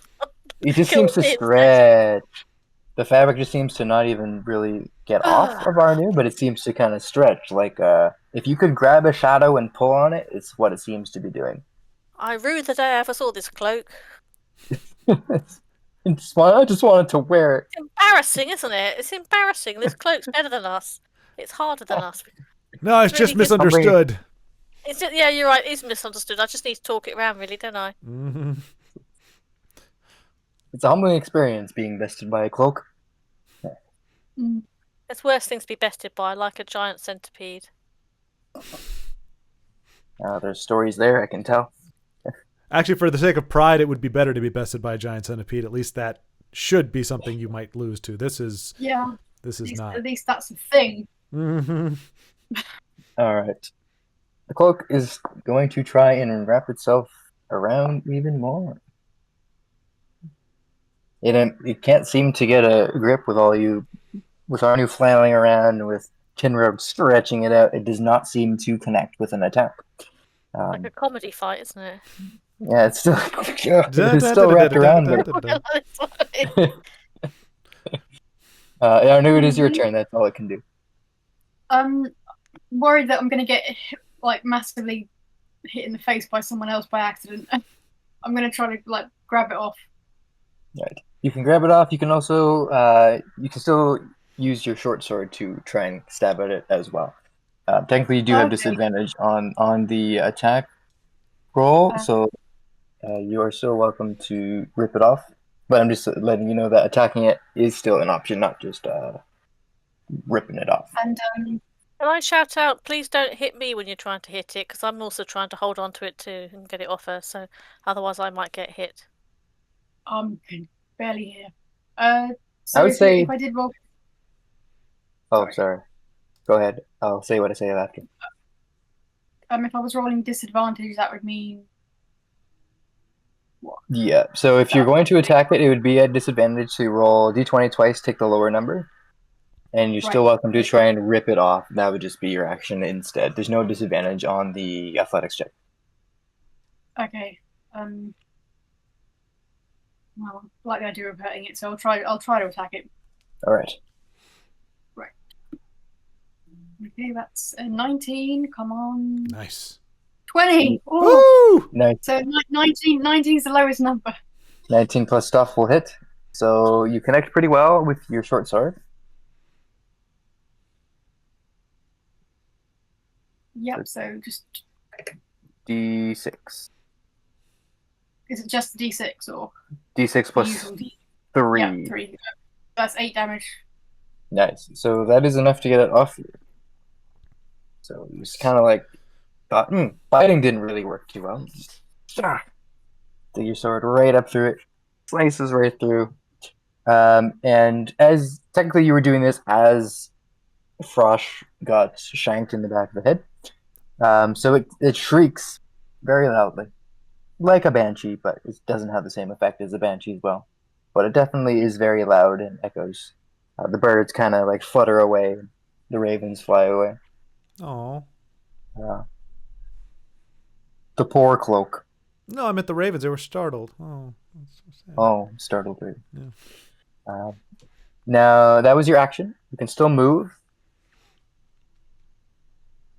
Is it still on me? I've gotten it off me, have I? Yeah, it kind of fluttered away, and it kind of, as Tinra was pulling on it, it kind of like snapped towards where she is. It didn't hit her, but it's just kind of like that kind of motion because it was being stretched out. So it's still kind of within the area. I would still say it is within melee range of you, but it is not on you anymore. Okay. I'm just be ready to hit it again. All right. So kind of ready yourself. All right, Valentil, it is your turn. For a brief moment, I look at the kerfuffle happening in front of me, and I think about walking away and just letting it play out and not embarrassing myself. But then my courage kicks in, and can I grab that thing with my mage hand and hold it to the ground? Yes, you can cast Mage Hand to use that. Let me just double check, because it's an action. Excuse me, I have toast in my mouth. Let's fix that. Where is Mage Hand? There it is. Because I know it's an action to cast. Mm-hmm. Yeah. So it takes a whole action to cast, and then you can use your action to use it on your next turn. Okay.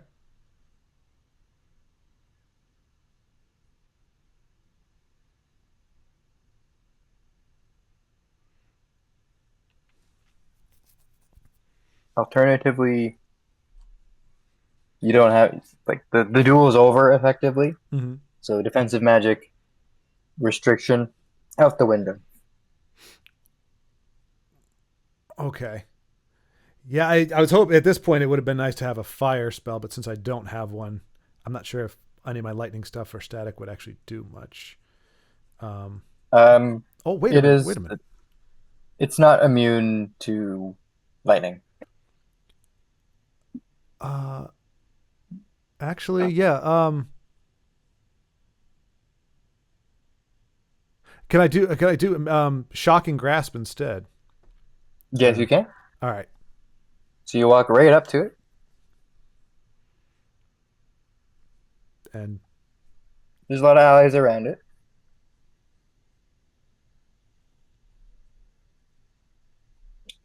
But it's a +5 to hit. Oh wait, okay, so it's a roll for okay. Yeah, roll to hit it. All right, so that is a. And I would say there's a lot of bodies around, a lot of stuff happening. You can probably get into a position where you can get a good grip on it. All right, I got a 14. Yep, that will hit it. Nice. So I believe it's a D8 of lightning damage. 7. 7's pretty good. It is now looking bloodied. If a cloak could look bloodied, it's probably looking very tattered. Parts of itself are kind of hanging there. It has holes all over it. Mechanically speaking, it is at or below half its hit points. Oh, is that what bloodied means? Yeah. Okay. That'll teach it. Wish you had some fabric softener now, don't you? Ha ha. Clearly, it was the brains of his outfit. The cloak's smarter than the dude. Right. Yeah. Well, it doesn't have a hole in its head either. That helps. Mm-hmm. Lobotomy. I guess we go back to the top of the round. Rhino's going to try and hit it again. He hasn't been having too much success with it. I mean, he's good at making people drop stuff. Yeah, that really helped out.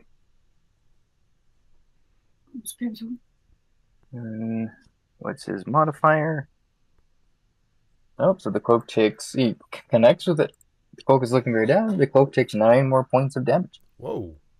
Piercing damage. The cloak does not like this. Tinride, is your turn. I might as well, now that it's not on anyone, I'll just hit it with my mace. Nice. So I'll just give it a good give it a good whack. Yeah, I feel like beating it up after the experience I've had. 4. Why did I bother? I think I should just go back to the online dice because they're more generous than the actual physical ones.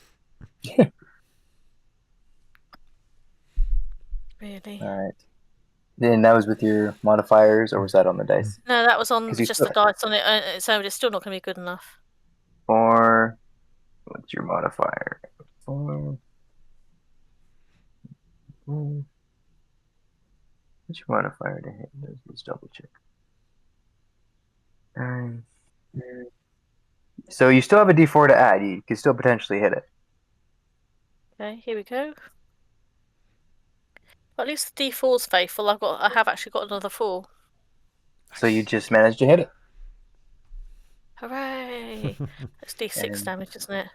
Yep. D6 plus 3. Wow, that's a princely amount. 2, so that's 5. 5. How do you want to kill this thing? Nice.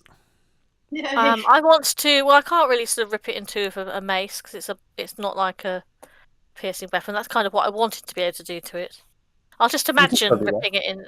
Yeah, I'll imagine shredding it into 2 halves. Yeah. Take that, 'Cause you can Cloak. still smash it and then That'll teach rip you it up, and everyone to beat joins up in, me and my friends. ripping this cloak to shreds. Everyone joins in. Ah!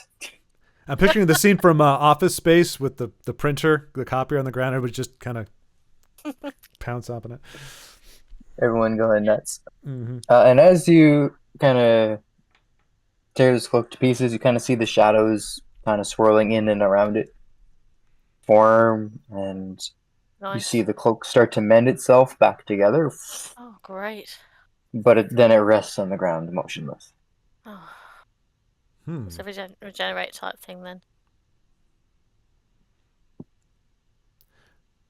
Why do I have a Do bad we need to feeling? shred it again? Yeah, do we No. shred it again so it can't put the pieces in Well, different places so it can't keep remounting itself? Either it will come back to life and try to hurt us again, or maybe it's just a normal cloak now. Mm-hmm. I think the spirits. We've exorcised the cloak. Hmm. Yeah, Let's you see. fancy Alright. wearing it, Anu? I've gone off the idea. Maybe. And our news is your thoughts. Valentina agreed. Both you guys can investigate the cloak. And if you want to see if it's a normal cloak now, you can either investigate it, or you can recall on your magical knowledge to see if there was anything you may have heard of about magical cloaks that might kind of help you with this. You're welcome to investigate it with an investigation check, or you're welcome to make an arcana check. I will investigate. 19. Nice. 19. And I'll do arcana, I guess. Arcana. The Uncano check. Right. I have more important things on my mind. 18. 18. All right.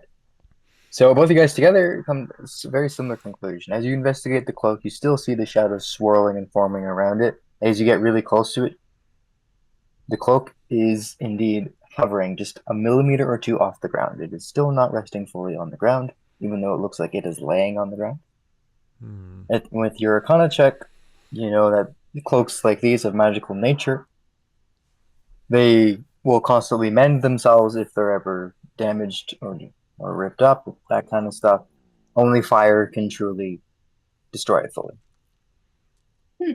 So I don't know if we would know this or not. Then why would it, like, obviously we quote unquote killed it. So is it just like playing possum, or is it actually debilitated? You have defeated it effectively, Mm-hmm. at least for the time being. It is not soon to wrap around your face within the next few moments. Well, it needs a new. Go ahead. I was just going to say, could we roll it up and put it in someone's backpack so we can flog it? It might be valuable. I have a rope we could bundle it up with. Well, it needs a new master. You know, I'm wondering if, you know, it might be interested in striking a deal. I wouldn't mind an extra piece of apparel with blades on the edges and all that and whatnot, but I'm not sure how you tame a cloak. But if that dummy could actually do something with it, I suppose one of us could. Maybe it'd be worth you trying to tame it once we've healed you up. Otherwise, aren't you still on 1 hit point at the moment? Oh yeah. It might, if it goes wrong when you're trying to tame it, maybe wait till you're actually in a bit better health and better shape. Barely noticed all of the wounds that are just, my organs are just all over the floor. You are still bleeding. Yeah, that's very true. Yeah, Yeah, discretion over valor. I'll probably just lay here for a little while and leave it be.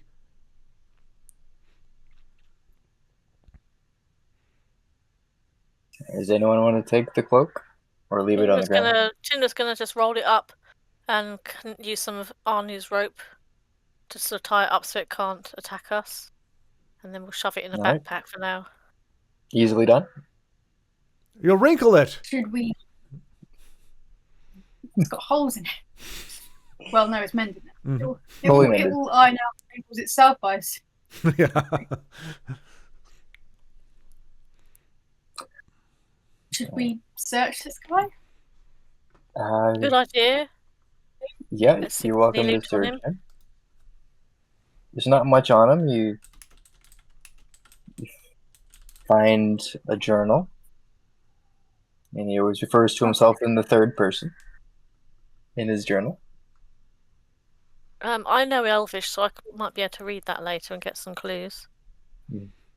You skim through it. It's just a whole bunch of vainglorious nonsense, essentially. Okay, so nothing interesting then.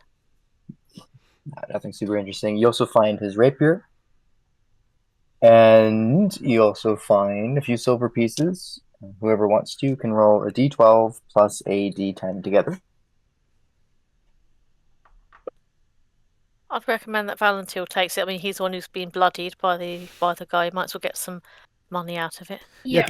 Can I dual wield? Is that a thing? Could I actually? With light weapons, yes. But you said the rapier is not a light weapon, though, right? No, technically it's not a light weapon. You could have a short sword in that hand, or a sickle. But this one you said has some golds. Like, in other words, this seems like it might be an upgrade to mine. You said, is it also ignium? It is bronzium. Which is better, right? Because it's ignium plus bronze. Let's see. I have notes on this. Where are my notes? Did I write it in this note? Search. Bronzium.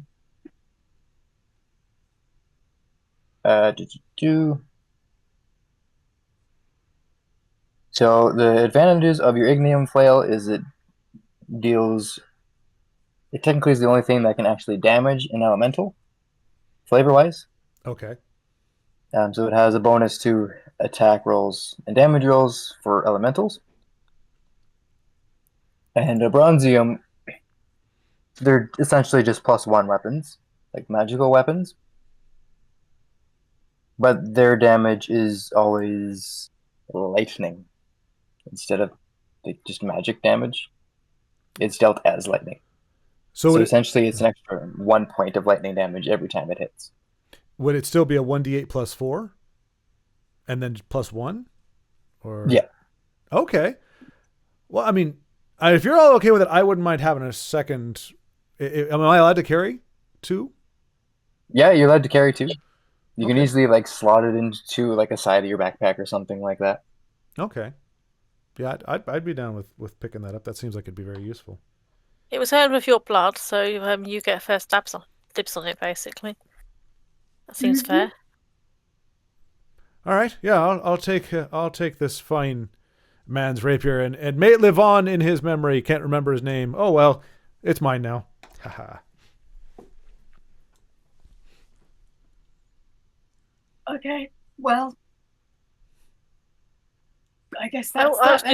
was just some healing on who's taken a lot of damage. I mean, did Arnu take much damage? I know obviously Valentil needs healing, but did you take any? I'm okay. No, I'm okay.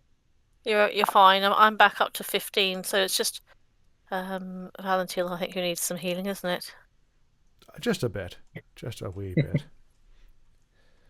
How many of the cures do I have in that slot then? Is it because I've cast the cure once, haven't I? Cure wounds. I think you have 3 spell slots. Okay, I'll do one on Valentil. I'm going to use my manual dice and hope that they're being kind. 4. That's 4, and since you're a life cleric, you add 6 to that. Oh wow! So that's 10 back then. Sweet. Back in the land What's of your max? Max is What 16. is your max anyway? 16. So that's not too bad. No, that's great. Because we're gonna have we can heal over long rest, right? Which we'll be taking at least one on the way there. Yeah. Yeah. So Yeah, great. Like you would have been traveling this day, and then it's getting on to the end of the day, and then you take a rest, and then so if actually you just waive all the spell slots used, because unless there's another encounter, but you will Yeah, effectively get a long yeah, rest. exactly. I'll keep the other one for now in case there's another encounter. Thank you kindly. All right. So whoever picked up the cloak, whoever has it in their bag, can sneeze. Bless you. And we're Bless back. you. Thanks for. Thanks. I felt a gust of wind. Where'd that come from? Canada somewhere. The cloak is in Tinra's backpack. Right. Assuming I will. that if the backpack starts moving oddly, then I'll know we've got some reason to worry. All right. So, everyone's welcome to. Actually, you know what? We're in the middle of the woods. So as you travel for the rest of the day, you have your meal. You find, and you're thinking about having a little resty rest. What would everyone be doing to kind of like prepare camp for the night? What's the temperature like at the moment? Does it drop quite a lot in the woods? Does it get quite chilly? I can actually roll for the weather. Yeah, that'd be useful to get a sense of how cold it's going to get overnight, because that will affect whether we're getting things like kindling and that. Yeah, I usually. Ooh, no, where'd I put it? Here. Yeah, I usually roll for the weather at the beginning of every session, but I just forgot today. I think. What did I say? It was late spring or early fall? Mid-autumn. Okay. So the weather today. It's just a lightly cloudy day. It's a little bit cool outside. Only as the temperature starts to get down, it's probably about 3 or 4 degrees Celsius. Sorry, Fahrenheit users. We probably want to have make a small fire just to it depends what rations we've got on us, whether we want to heat something up. But then again, Yeah. if you have a fire, it could attract people as well, or enemies. It's also good for burning a cloak in a pinch. Just saying. Yeah, I thought you ought to convert it. Oh, I'm just saying, if it decides it's going to act up, your backpack starts, twisting its head and doing whatever, we can just kind of toss it in the fire and be good to go. Yeah, Toss the whole backpack in the fire. Not the whole backpack, thank you very much. Whatever it takes to keep us all safe, All right, so Tinra's making a fire. All right. What would the rest of you guys like to do? Okay, what would Arnu like to do to prepare for resting? I've currently got rations at the minute, so I'll just start preparing some food to eat. Nice. Yeah, I think everyone's rations are pretty basic. It's like dried nuts, fruits, hardtack, which is actually terrible, but very easy to make. Didn't we get some cheese from the tavern as well, didn't we? The cheese was cheese. a highlight. You got some cheese as well. So, nice little meal. And you're welcome to go hunting, technically, as well, for hares or grouse. I don't even know if there'd be grouse up here or not. That sounds disgusting. We don't need foraging skills for that, do we? Or does that come under abilities? It would be like basically, I'll be asking for like a group survival check to see how well you guys are able to do these things to prepare for the night. Okay. Right now, is just playing a song. I don't think he technically doesn't have a song of rest, but he's playing a nice little tune. And yep, nothing happens. And what would Valentine like to do? Well, I'm gonna prop myself up against a tree and just kind of fold my arms. But I do want to go ahead and send my message to my good friend, the Spectre. Yes. Okay. So it's Zenik in Longhouse Brig, claiming to feel safer in prison. Highly suspicious. Question with prejudice. Expect resistance. Jarl Gal, I don't remember her name. Under influence, do not trust. I am awesome. You had enough words to write. I am awesome. I had 5 left at the end, so Perfect. So you send it off. I can't remember what your check was, but I think it was something like 16. So definitely good enough to send this off with no problem. Phantasmal projection of yourself saying these things, floating off into the void. Farewell. All right.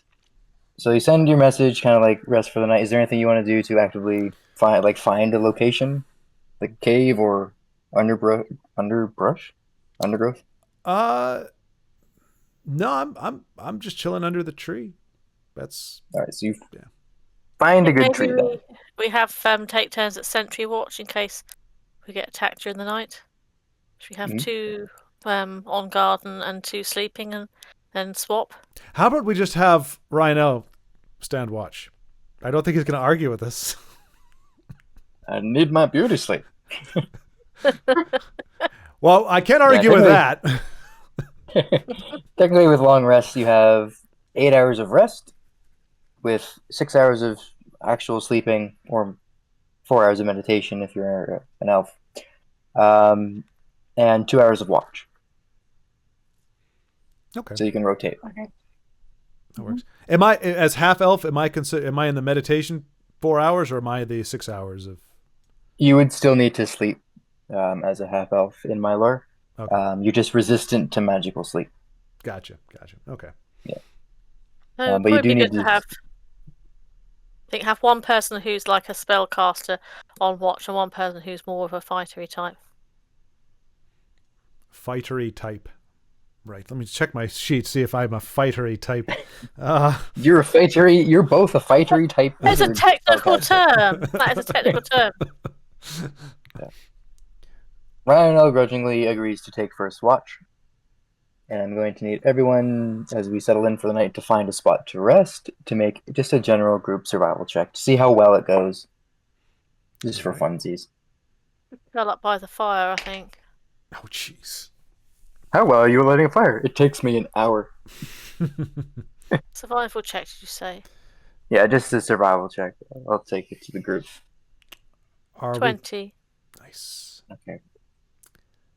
20 total plus 3. the light volunteer really is just sitting under a tree. This is my 4th nat 1 today, so I'm really not liking this dice anymore, but I can't find the other one, so that's what I got. Just got to get good. Yeah, I feel like I'm playing Tesla. I mean, I feel like I'm playing a game of chance, and I have none.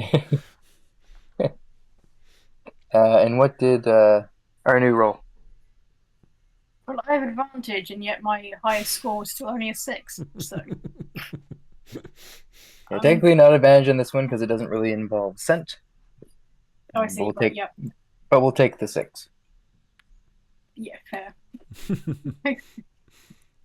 Having a bad day. All right, we'll round up on that. Everyone does a delightfully average job of setting up camp. It's not the best fire ever. It's not the best shelters ever.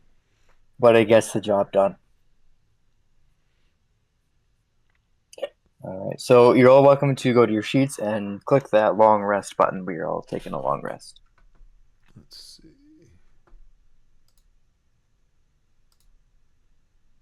Is that just at the bottom where, well, it says arcane recovery? Is that, it just has a long rest tick? It'd be at the top of your page. Oh, your arcane recovery is, you can do that once per long rest or short rest, something like that, where you can regain a spell slot, I think level 1 or 2. Something like that. We can read it later when we need to use it. Gotcha. Cool. Yep. All right. Gotcha. Long rest taken. Yeah.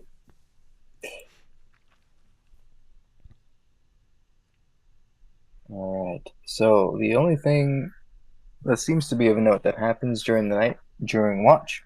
Let's see. We'll roll a d4 and see whose watch it is. So Rhino went first. Who would like to go second? For watch? I'll go next. Okay, Tinra. 2. Okay. 1, of course. 1. Sorry. I meant I was going to roll a d4 to see who would encounter this thing. Oh. So 1, 2, And we'll just do our new 3 and until 4, just to pick whose watch it is. 2. So, Kinra, this is actually perfect. This is my lucky day, isn't it? Being slapped about by a cloak, and now I'm going to have a random encounter. Well, you're a fightery type, you know. Yeah, I am a fightery type. I've still got a fair amount of aggro to sort of work off after that cloak slapped me about, so I'm feeling a bit bruised in terms of my morale. Right? I need to take my anger out on something. All right. So, as you take your watch, the night seems pretty silent. There seems to be a general quietude that seems to fall over the forest this night. But in the silence, you seem to hear the rustling, and feel it too if you're kind of leaning on your pack. Hearing the rustling noise of something inside your pack motioning about. Can I just sit on the pack so it can't move? So you sit on the pack, you're like, oh, I know what this is. And depending on who was taking third watch, whether it was Valentil or Arnu, it kind of happens right at the tail end. For you? Okay. So right at the end of that, you just kind of see, kind of like drifting like shadows through the top holes, the only space that the cloak can seem to find as it kind of pours out like liquid from the top part of the pack and then forms into a cloak. Exact same one you encountered earlier in the day. And then it just seems to float out in front of Tinra and just sits there. Maybe it was misunderstood. Maybe it likes me. I'm asleep, That's but I all have it a bad does. feeling about this.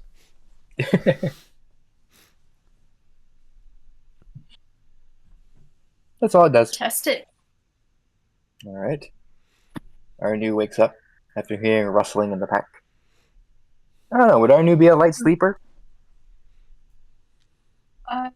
Yes, I would have thought. Let's see. Feel a disturbance in the air. And then you wake up and you also see this cloak just floating in front of Tinra, only a few feet off the ground. Am I asleep by this point? I guess I am, aren't I? You would be transitioning to what? Oh, okay. Just sort of deeply sigh and say, "Well, that didn't last very long, did it?" What's it doing? Just hovering there.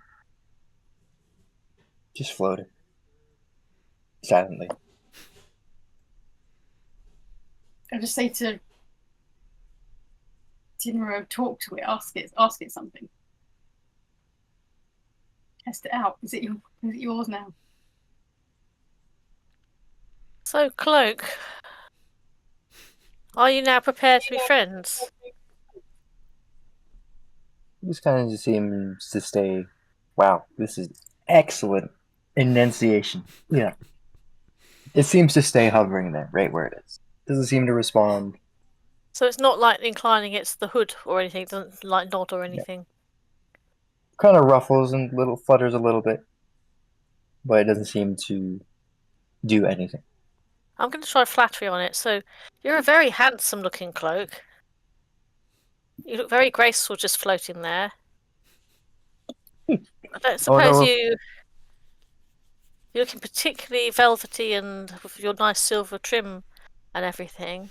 Don't suppose you fancy coming along with our group on our travels? We can promise you lots of adventure. Am I still asleep? Sorry, you cut out there, Jesse. What'd you say, sorry? Am I still asleep? You're still asleep. Well, if it's not You doing say that Tinra doesn't have very good charisma, so I mean, she's trying. So, as you say these things, and whether it's the words you're saying or just the fact that you are saying words and it's the fluctuations in the pitch and the vocalizations, it drifts a couple inches closer. But that's all it does. In a friendly looking way, or does it look like it's going to go on my face to shut me up? You read intentions of a cloak. Insight, I guess? You can roll an insight check on the cloak. Okay. The comedy value of nothing else. Oh no. That's not good. 9. 9. It's almost average. Not great. You're not really adept at reading the body language of cloaks, No, I'm not. but I'm from not what obviously good at sweet talking them either, am I? It's just it's probably on its way to attack me. but from what you can gather, it seems to, well, it's not attacking you outright. It just seems to be floating there. The only thing you can gather is it's not hostile, and it seems to be, for some reason, you have an inkling that it's waiting. For the perfect time to strike. Or For the guy to reanimate, because he's not really, he's some kind of, got some kind of spell on himself to save himself. I hope not. I'll just keep trying to flatter it then. All right, so this goes on until you go You're to sleep. really magnificent cloak. You know that, don't you? On watch, I'll just make sure it doesn't try to smother you in your sleep or anything. Thanks, Anu. I appreciate that. Pleasant dreams. So as you do so, as you watch, kind of keeping one eye on the cloak and the other eye on the woods, the cloak just seems to still hover near Tinra. Okay. Well, if it's not doing anything wrong, then I'll just let it carry on. And then about halfway through your watch, it then drifts over to where Valentine is sleeping and just hovers over him. Okay. And that's all it does. Okay. Seems to like magic users then. Should I feel jealous when I wake up and see it's jilted me? And when it's time for your watch, Valentine, you wake up and the cloak is there. Ah! Hey, what? Good. For crying out loud, you had one job to do. Been doing that for a while. Oh, has it? For a while. Just perched over me like this. Prepared just. Okay, you know, part of being on watch is doing something. If you see something, do something. It's not just watch it. Goodness gracious, what am I? Oh, for crying! All right, see here, Cloak. Well, it's not. It was hard enough to kill it the first time. It's not doing anything wrong. Okay. Well, And the second it does, different story. But up till now, I suppose if that second slit my throat, it wouldn't be too bad for anybody else here. All right.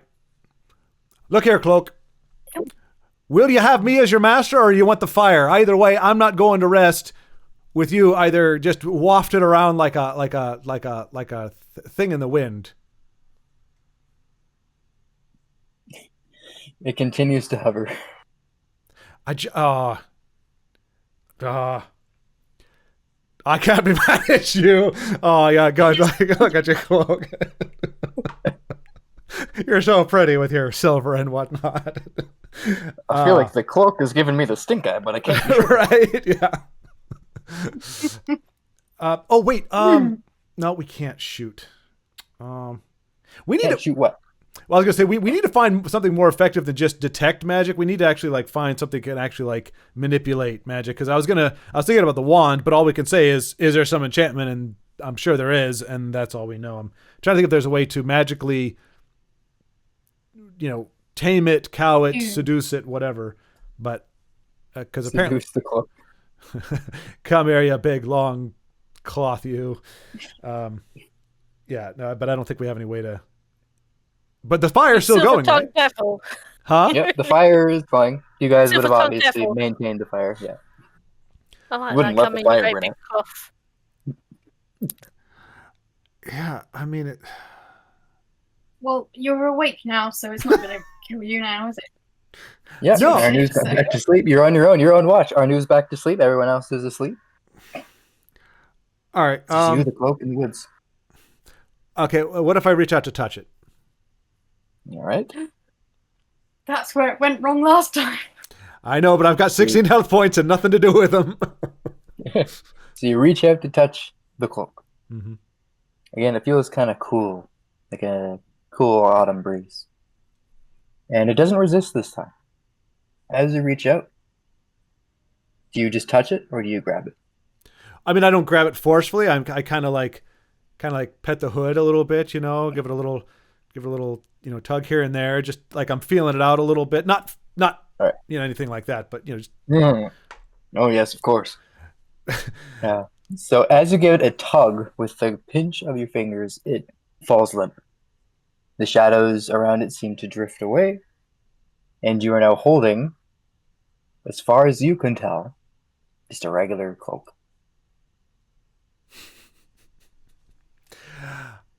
All right. For poops and giggles. Touche, Cloak. Huh? Touche, Cloak. Right. For Yeah. poops and giggles. Yeah. Well, wait. I'm the only one awake right now? Yes. All right. Well, and so if I wake somebody up, this screws up their long rest, and they like I want to wake up Tinra because she seemed to have an affinity for this, and ask her if she wants it first. But I don't want to wait. I don't want to screw up her stats for the next day if I wake her up. Nah. Okay. Won't do that. That's too mean. Okay. All right. So I creep up. Well, not creep up. I stealthily make my way towards Tinra, and I give her a little nudge with my boot. All right. Does Tinra? Who's that? Who's just kicked me? I nudged. I gave you a nudge, for crying out loud. No wonder you lost to this freaking thing. Anywho, it seems to be Is it? either dead, submitted, or abandoned. I wanted to know, I was going to give it a try on, but if you would like to have it, I'm guessing if anything's going to happen, it's going to be to whoever puts it on, if there's going to be anything there. Wanted to know if you wanted to give it a shot first. And I've kind of gone off the idea, really. But if you want, I'll be a guinea pig and just try it on, and then. But I don't really feel I want to have it any longer. I could just try it on, just to see if it's safe, and then if you want to keep it, if it's safe. I'm totally fine. You just need to be prepared that it may be bonded to you. The other guy said it was kind of like part of him, so just know if you do this, you might not extract yourself willingly. Okay. Well, I'm still half asleep, so I might as well. My natural caution hasn't come to me yet because I'm still half asleep, so I'll just give it a go and just see what happens. There you go. all right. You put the cloak on. Nothing happens.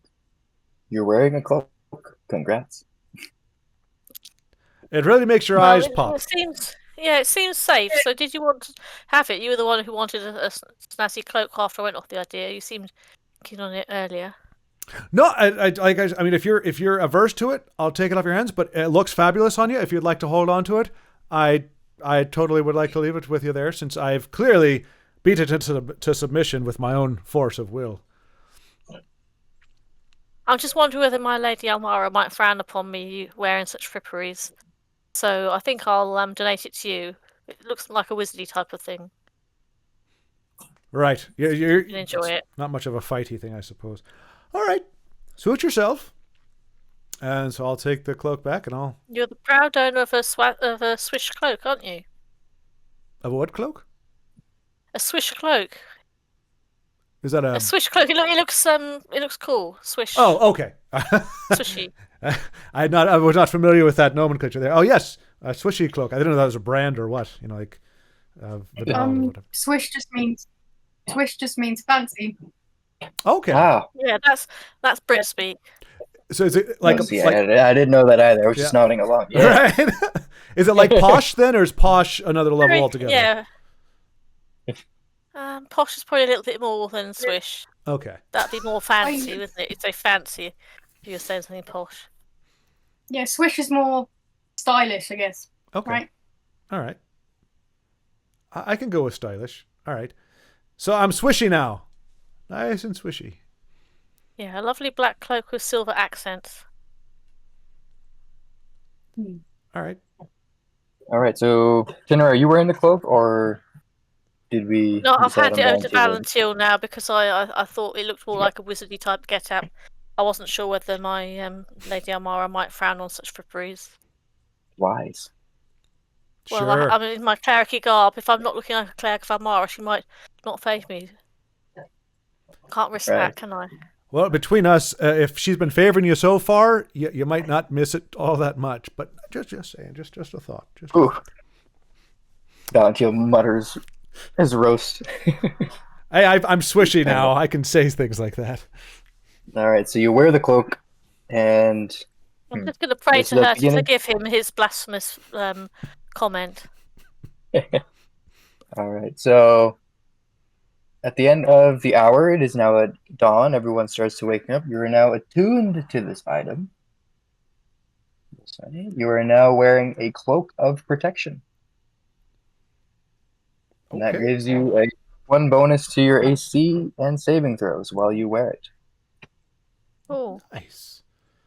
So you can add that to your to be fair, I inventory. mean, you did most of the fighting, so and you shed most of the blood, so it does seem the fair thing for you to have it. Works for like. And how does attuning like? Since it was inert before, like, am I aware of that? Do I feel a surge of something, or does it just something I just instinctively know, or do we not even know that just yet? No, so you definitely feel the magic within this item become Okay. like a part of you, not in a weird way, but you become aware of what it is and what it does. Okay.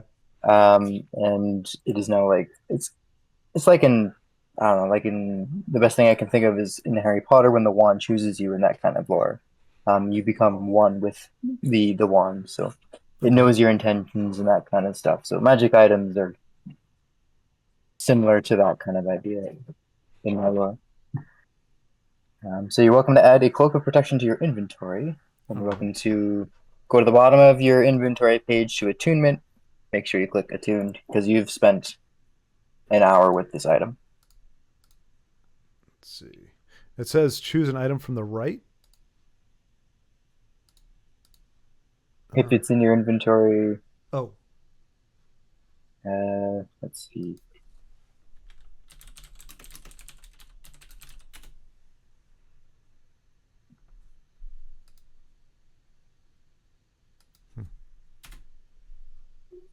And then, yeah, it should be under attunement under your inventory. But we can, Yeah, we I don't can also add that in for you. Okay, yeah, I don't want to take up overtime, but yeah, I'll grab it. I'll get it. Cloak of protection. There it is. Add to equipment. And equipped. And attuned. And it already does, since you're attuned to it, it automatically adds the stuff. So it adds +1 to your AC and also adds +1 on saves. Okay. So is it technically there now? Oh, maybe I need to refresh. It's technically there. Yep, just refresh. It's there. Oh, yeah, look at that. Huh. I mean, right. Okay. Well, that turned out not to be too horrible of a thing to do. All right. Cloaky. My good buddy Cloaky. We'll do fine things together, you and I. The cloak is no longer empty. Filled with a short, half elf dwarf humanoid. I'm sure there's a better way to describe me than that. A squat, kind of ugly, old, shriveled up, has-been MILF. Alrighty. So, you guys set off to go to Odin's Eyrie. Spend the next rest of the day going there. Not going to roll again to find your way. It's fine. So you managed to reach Odin's Eyrie. After another long day of travel and long resting and eating rations and blah, blah, blah, that kind of stuff. Very excited. Sorry. Is that it? That is. Alright. So pulling up the map, you come around the corner and you find some steps that lead up to a very small mountainy hill kind of thing.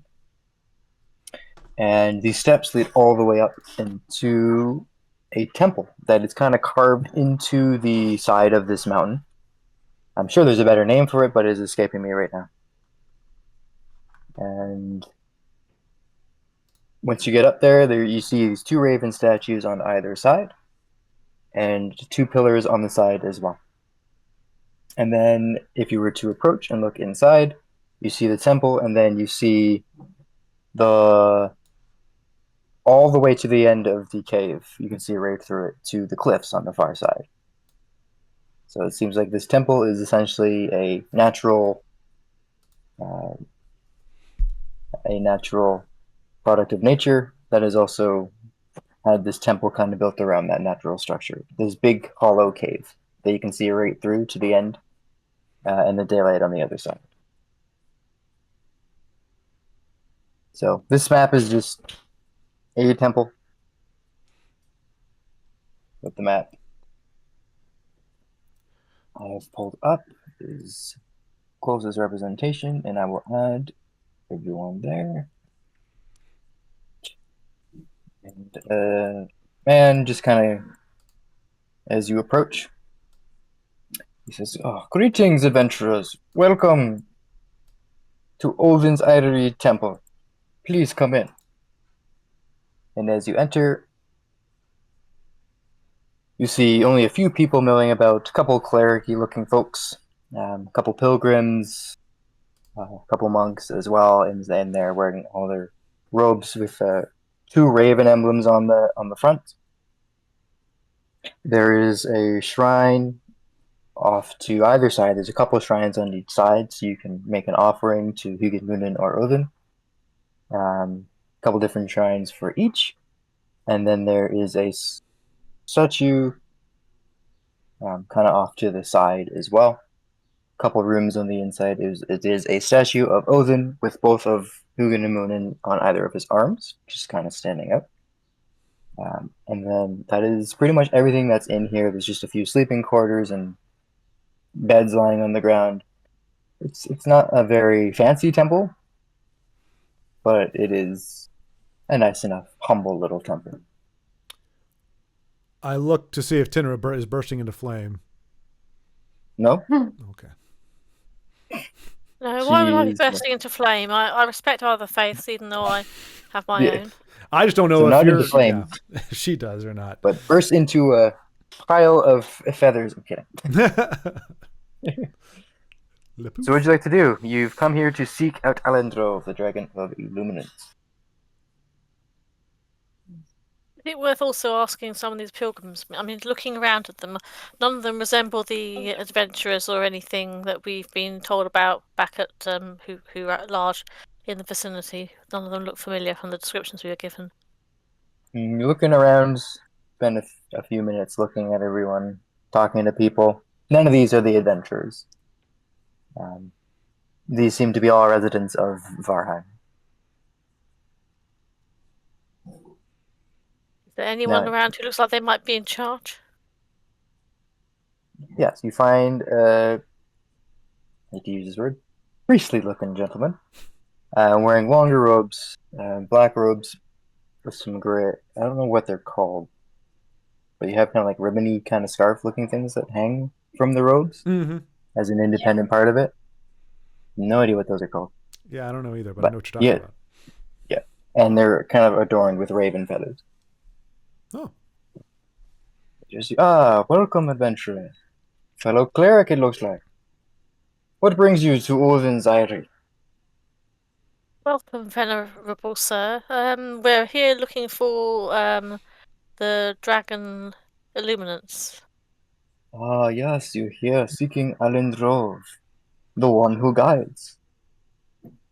He gestures through the temple. If you follow this temple right to the cliffs, he is resting out there.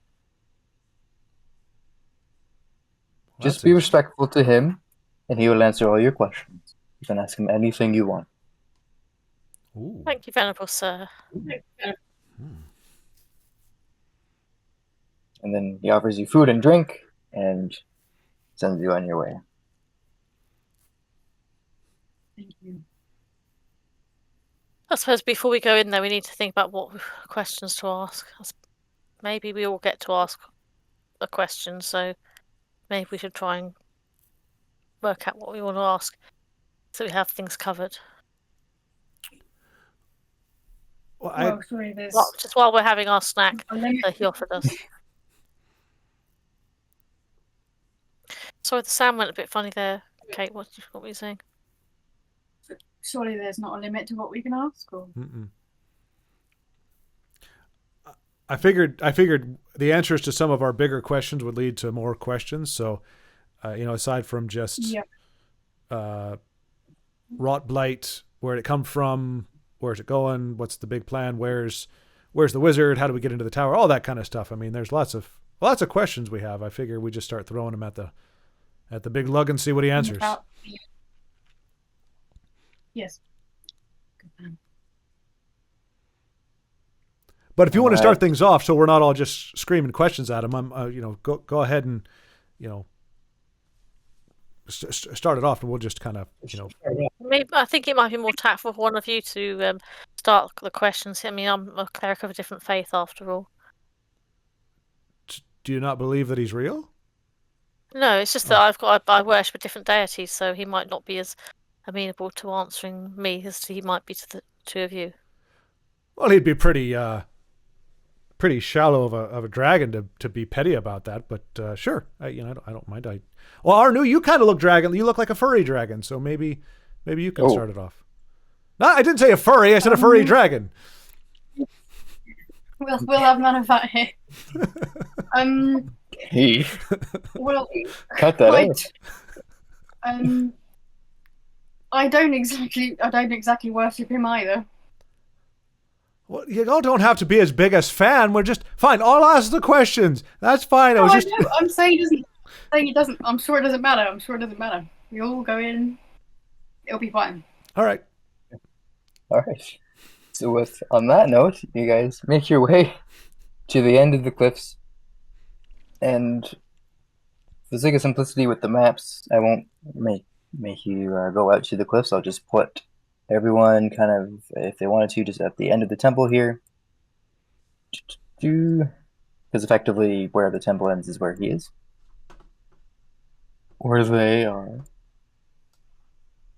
because dragons are kind of mysterious, and we'll put him kind of like at the edge of the cliff here. So as you approach, he is resting his head on the ground. He is a very large dragon, and he is of a chartreuse color, like a green-yellow, mixed with a bit of gold as well. And Valentil, pretty much everyone would know, but Valentil's been around for a long time. You would know that Alantrove is one of the very few dragons who actually meddles, it's not necessarily the right word, but involves himself in the affairs of mortals. And also to dragons and other creatures that have kind of strayed towards darkness, he likes to guide them towards the light and redemption and that kind of stuff. So he's all about gathering knowledge. Some would say he is himself a wealth of knowledge, which kind of rings back to that, I guess, vision. I believe it was Arnu who saw the tourmaline gem kind of encrusted in the stone. Oh, yes. The chartreuse-colored gem. This kind of rings a bell that, maybe this is it. So you approach the dragon, and he looks at you, and he says, "Oh, adventurous, I've been expecting you."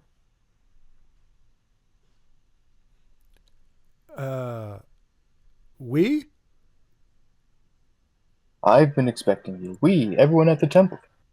Oh. I told them you were coming. Pleasure to make your acquaintance, magnificent one. Oh, no need to be so jovial with me, so polite. All right, Alan. Well, here's the thing. We got some questions for you. Hope you have some time to answer. I have more time than you. Ask away. Was that a threat? Ouch. That sounded dangerous. That sounded great, didn't it? It was making it so we're nowhere near the actual edge of the cliffs. Right. He's an ancient dragon. He lives for pretty much ever.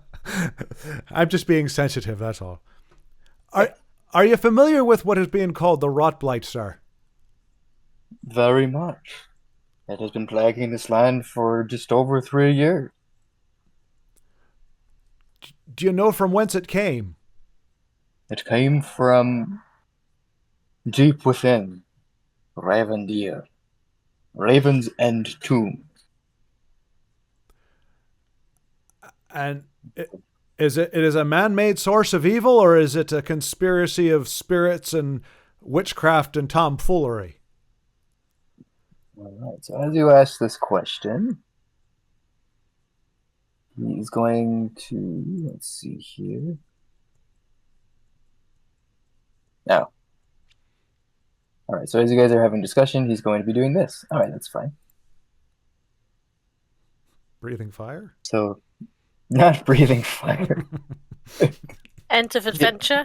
It's just for metagamey stuff. It's a spell, but it casts 10 minutes. It takes 10 minutes to cast. So he'll be doing that as he answers your question. So, the Rose Blight, certainly not man-made, not the product of mortals, but is the product of the realms themselves. Which one? I can only suspect the realm of the dead. In this place, it is known as Helheim. And if you had to say, what would be our best course of action for shutting this down or destroying it or just removing the blight from our midst? Well, you would first need to locate Archwizard Hrafn. I heard he is going missing. We have tried to find him. We found his blue orb, which seemed to have a kind of almost like a environment, a scene within it, which is apparently very strange. A world within a world. Indeed strange. It seems he is trapped inside his own orb. For reals? Indeed. Okay. How would we get him out? We have dialogue written down. Perfect. Adventurers, if you want to find him, seek the witch in the wind. For where the wind blows, it carries the raven to unknown skies and valleys.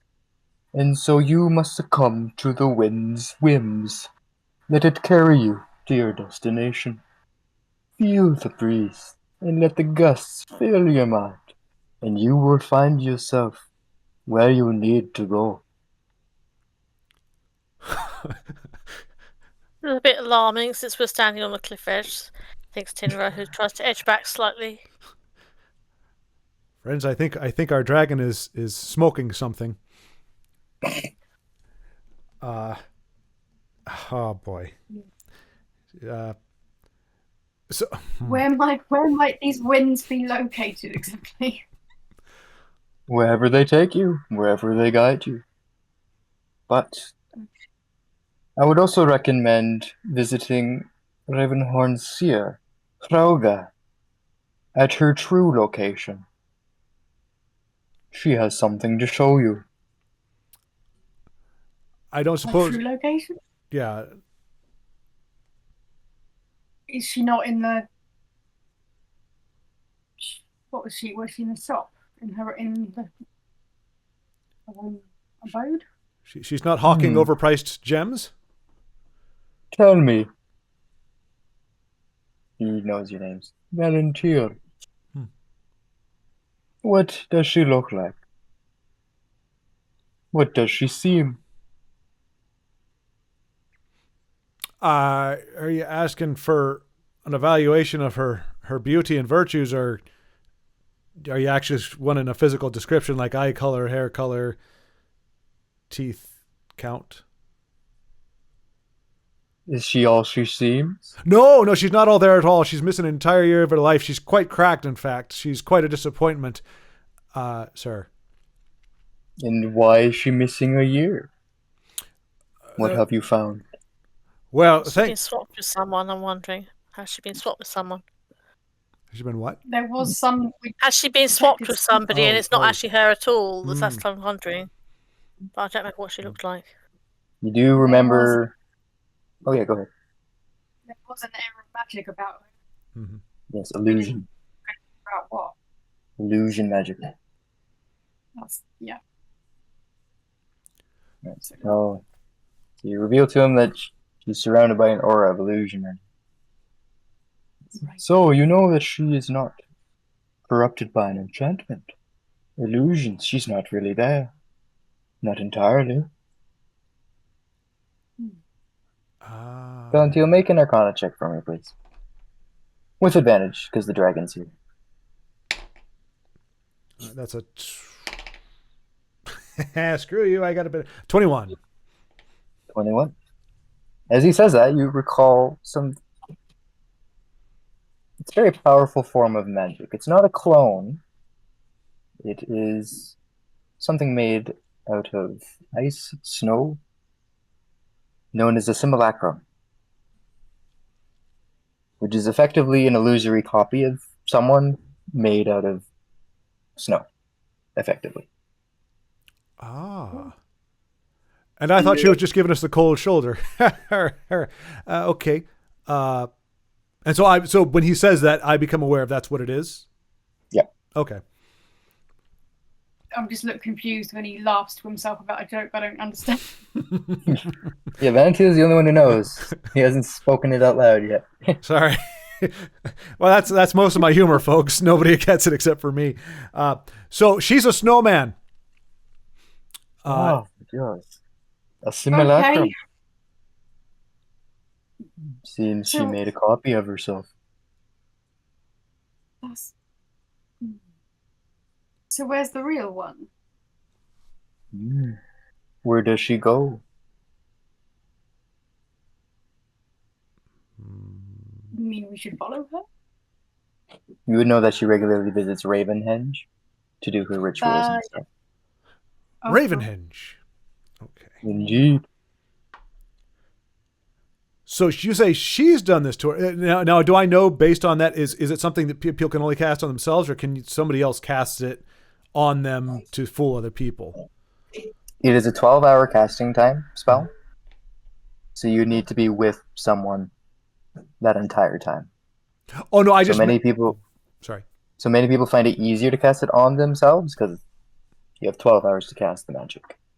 But other people can cast it, make a simulacrum of someone else. Okay, but most likely and that's what our friend Alan is telling us, is that she did it to herself. Yeah, effectively. Okay, all right. Okay. Her fate is unknown to you. All right, but you're saying she is the next piece of the puzzle. We need to communicate with her to figure out how to get the incredibly bright wizard who got himself trapped in his own ball, to get him out, to figure out how to destroy the rot blood. Is that tracking so far? Indeed. The wizard is the key to all of this. Why is that? Yeah. He's been heavily involved since the start. Perhaps he's actually the one who caused it inadvertently. Someone said that before, didn't they? Involved in a good way or a bad way? That's up to you to find. Alright. So, after 10 minutes of conversation, he's finally finished casting the spell. You would know he's casting a spell, but you would know he's casting legend lore. So you can name a person, place, or object, and it will bring forth a brief summary out of anything significant lore related to whatever you name. And essentially he can recall on information and just tell you in detail about anything, person, place, or thing. So you could learn more about Archwizard Haven or Archsorcerer Theodla. You can learn more about Yoskona Ravina, the village of Ravenhorn. So it might be worth finding out if the arch sorceress will she come round naturally? So I'll ask, will the arch sorceress come round naturally, or is there something that we need to do to make her conscious again?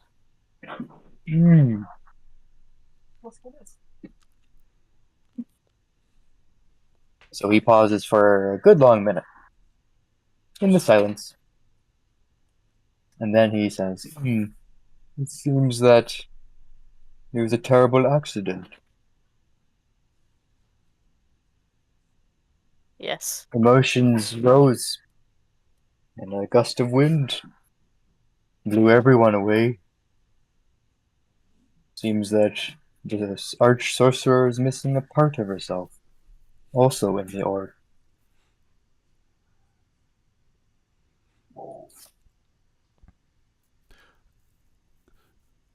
So if this orb breaks, I don't suppose everybody gets free and we all live happily ever after.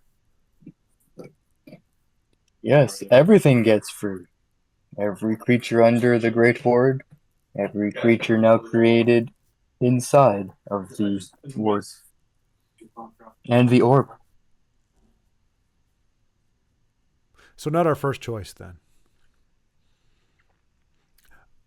So basically, whatever's inside the orb that has been created, he explains to you as well that it's basically a powerful illusion that actually manifests things inside the orb, and if it were to break now, it would release all of that stuff. Who knows what's in there? Not to mention all the undead creatures. We'll be free to run amok.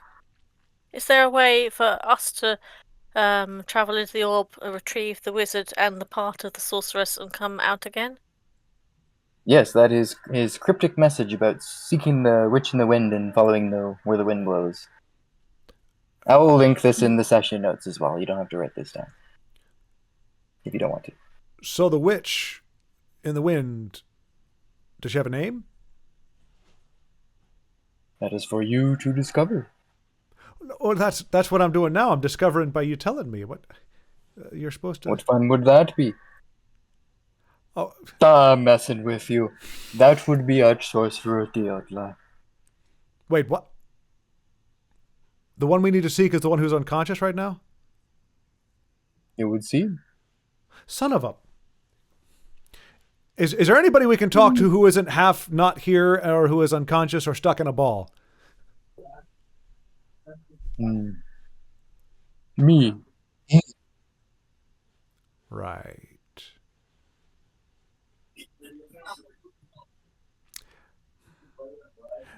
Do I have dagger stare? Trying to see if I...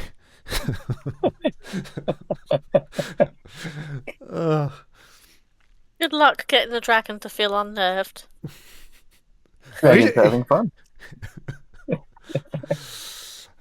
Okay. Okay. A necromancer is tentatively involved. He could just be a minor harassment, but what can we know about Mr. Necromancer man? Theobald. There you go. Yes, he's stricken with grief and he's trying to fix something that cannot be fixed. Although he's not aware it is broken. Why is he trying to fix it? That is all he can do. This is very hard to understand. Could you tell me about an amazing swordsman named Frisk? Frisk? I do not know a Frisk. You must be speaking about Thrush. Right. I have an accent, you see. It's very rude of you to point that out. But fine, yes, that's what I meant to say. Yes, Thrush. He is no longer with us. Who was he? He was an adventurer. He was an elf that came over from Cynthia. A fly has flown in my face. From Cynthia. Reincarnated, his ears are burning. He's come to seek an end to the Rotblight, hoping to claim the volcanic egg. An adventurer such as yourselves. Though his ambition got in the way of his own skill. He sounds like a tosser, really just a horrible person, honestly, just off the cuff. Self-driven. Not necessarily evil. Really? All that whole challenge duel to death that we heard he might have had with somebody just because he's a little bit pompous? What a... Aye. And how about that cloak? Mortals are fickle beings. Yes, they are. Wait. Unless they live for a long time, then they're pretty cool, I think. But Indeed. okay. Now you asked about the cloak. Yeah. Oh yes, this magical cloak of protection. Mm. Made from the very shadows of the forest that he comes from. I see you're wearing it now. Oh, this whole thing. Yeah. Well, I didn't. So the spirits that inhabit the cloak, they're not malevolent or trying to kill the owner or anything. They're just there to prop it up and keep it regenerating. Not spirits. Shadows. And the shadows will protect you. Sweet. Good. And not shadows, the ghosts. What? There's a creature in D&D called Shadow. Uh-huh. They are like a spectral ghost-like creature, incorporeal. They're not those. Okay. They're level trainers, aren't they? Or they used to be. You wouldn't want to be Yeah, they're wearing not loads great. of those. Tinra would like to ask a bit more about Raven. Is there a way we could get into his tower safely? Do you know of any way in? We might be able to find some clues as to what he was working on. His notes about the rock blight. Or what the password is. Yep. Yeah. Yep. Well remembered, One- Anu. 1 second here. I have to grab the password. Processing. Eric.exe has stopped working. Typical Windows. I say mysteriously. I think I remember it. We'll just go with this one. I'll update you if I get it wrong. This is all right.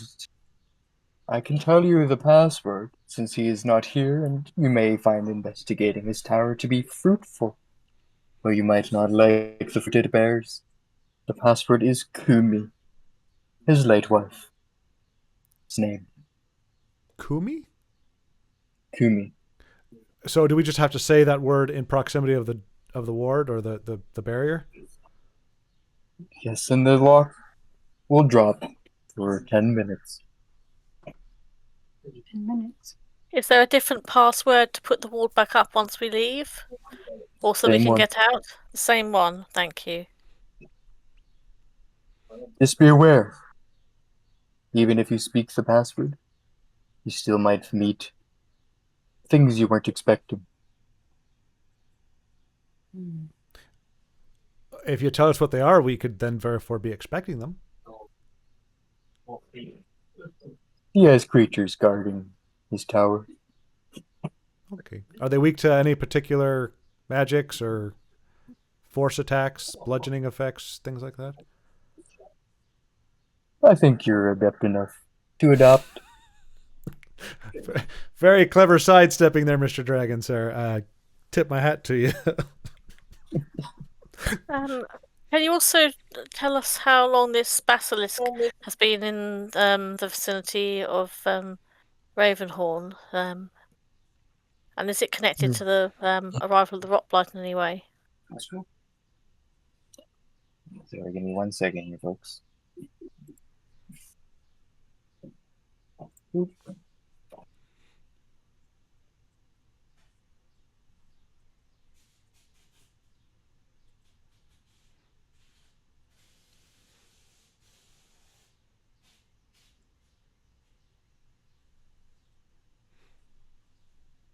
All right. Let's see. You asked the question. Sorry about that. Let's see, I can't remember what the question was. I think it was about. Oh yes, the Hydra The basilisk. Whether or not the basilisk, its arrival is connected to the rock blight, or how long it's been there, and if its arrival was in any way connected to the rock blight situation. That one's tricky. I'm afraid that extends back to a time when Ravenhorn was just being founded. Long ago. A warlock was chasing down a gorgonet, a Medusa, and managed to trap her in a subterranean cavern beneath where Ravenhorn now sits. Apparently, one of them was turned to stone. Maybe both. Either way, this Gorgon had a great control over basilisks. If one has returned to Ravenhorn, either she has no longer remained petrified. Maybe they're both flesh again, or maybe she never was frozen in stone.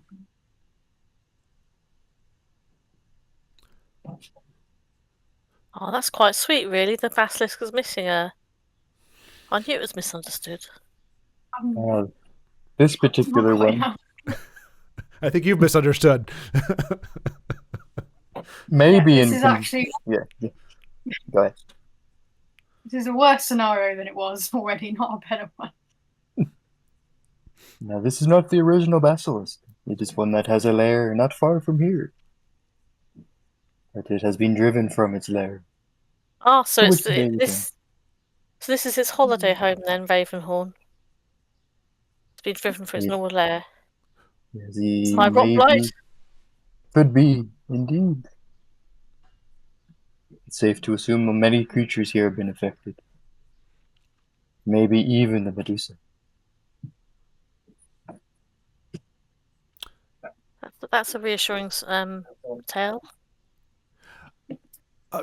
If she has come back, Sorry. she is deep beneath Ravenhorn, in the subterranean cavern still.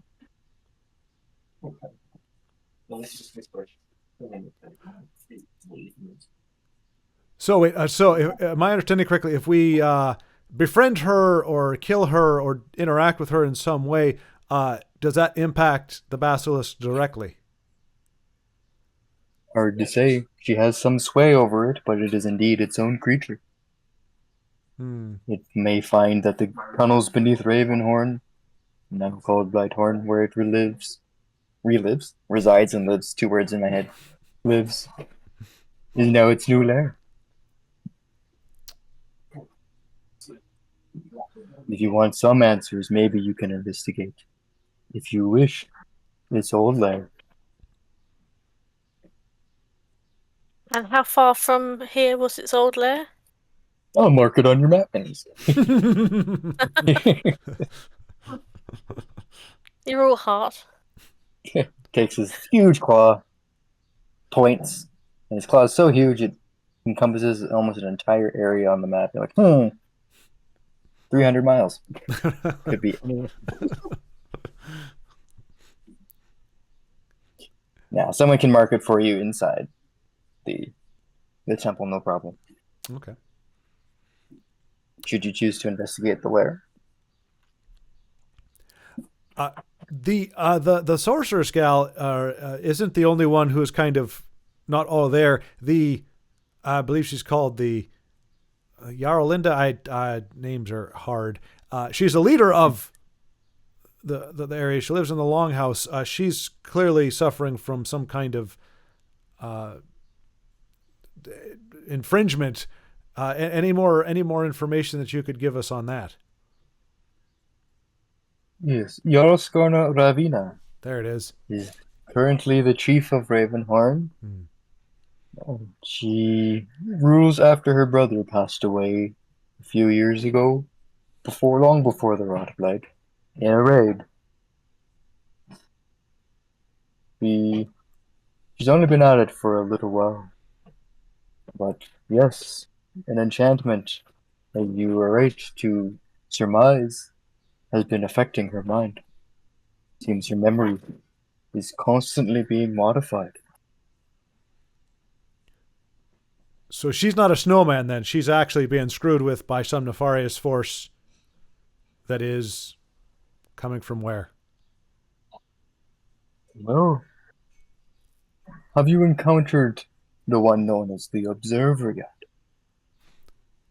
Well, you've seen him. Yeah. Oh, yes. Yes. It seems external forces are granting him powers.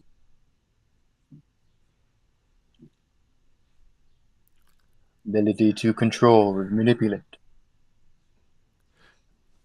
Any fast track for making the observer not so observant? As in dead? He is undead, so killing him again will be quite difficult. But, seek out the coast at Raven's Perch. You will find an answer there. One of the sources of his powers resides deep in the sea cave. But be careful. That beach is not safe. Right. Here there's a giant man-eating shark swimming in the waters around there. But if you wish to defeat the Observer, you can either take him head on, right now if you wish, or you can take away some of his external powers first. He's susceptible to fire, by any chance? I'm sure he'll burn just fine. Sounds promising. Anything particularly special if you, in a volcanic egg? A volcanic egg. Hmm. The artifact has been passed down since Ravenhorn's founding, all those years ago, from each Jarl, chief, to the next. It is an artifact made of pure obsidian glass. And where is it normally kept? Has it ever been displaced? I mean, apart from obviously it did get stolen for a while, but is there a place that the volcanic egg should rest? Yes, it was curious that it was stolen. Usually that thing is heavily guarded and no one knows where it is except the Jarlskona and myself. The fact Do you have that any connection to the tomb, is it Raven's End tomb, where all the undead came from? I'm just wondering. well, only Jarlskona, me, and indeed Arshus know about its location. The fact that it was stolen can only mean that one of those informed the thief of its location. As to why, that is what I'm finding out. They also brought it back, didn't they? They did. Yes, it seems it was the will of things to have it returned. Does it Maybe. do anything? Is there something about the egg that means that it can only go a certain radius away from Ravenholm, and then it maybe compels whoever's carrying it to bring it back? There might be some protection on it. Or it might be sentient, we don't know. Indeed, you could indeed say there is a form of a soul within the egg.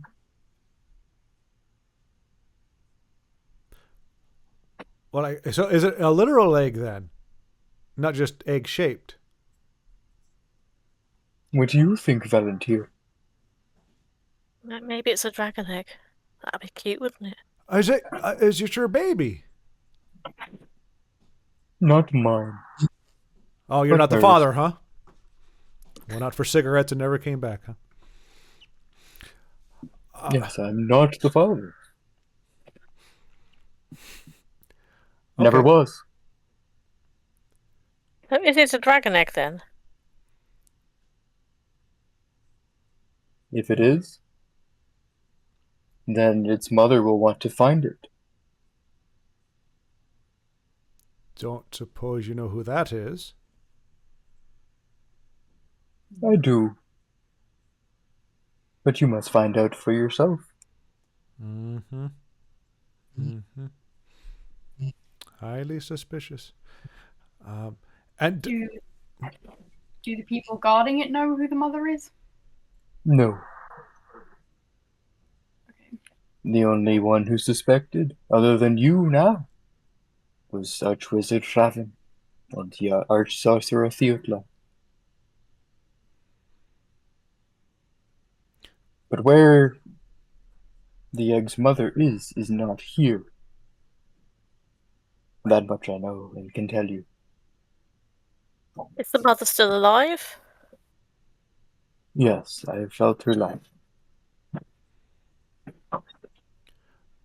All right. And does she feel near, or does she feel very far away, like across the seas? Both near and far.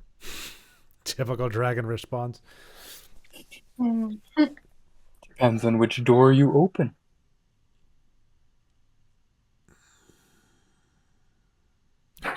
Is it metaphorical door, or is there actually a place we could go where there are doors to choose from? Now, dude, you would know of a thing. Pretty much everyone would know that portals are definitely a thing. Okay. I was about to ask about portals, actually. Is there a portal in Raven's End Tomb? And if so, is there a way we can close it? It is not open. So there is a portal, but it's not open in the tomb. Indeed. So where are the undead coming from then? Has it recently been open? What I can say, it wasn't always there.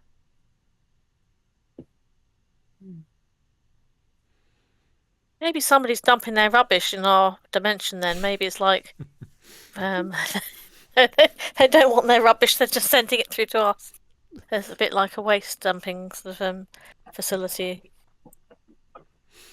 Certainly smells like it. Yeah, So, because we know there were too many undead compared to the amount of people buried in that tomb. So clearly they had to be coming, and they came from there initially. But the numbers seem to keep replenishing themselves. So, if the portal's closed, does the portal? You said it's closed now. Does it open periodically? And then we get a fresh wave of undead. As far as I know, it has only opened. Has only been opened once. It seems that the undead that are existing now in that area come from the tomb itself. The rot blight having corrupted the dead, now undead, that are and were buried there. There's more there were the first onslaught of undead. There were more people undead than there were people who were buried in the tomb. So they've come Yes. from somewhere. Seems the initial onslaught did indeed come from that portal. Now it just corrupts. The rot blight corrupts. And is there any actual cure for it once once it's been contracted, once it's been gotten? Is there any protection against it, and is there anything we can do to cure it before it takes over the host? Inra. Over time you will learn magic to cure one of rot blight. Okay. As opposed to a cure right now.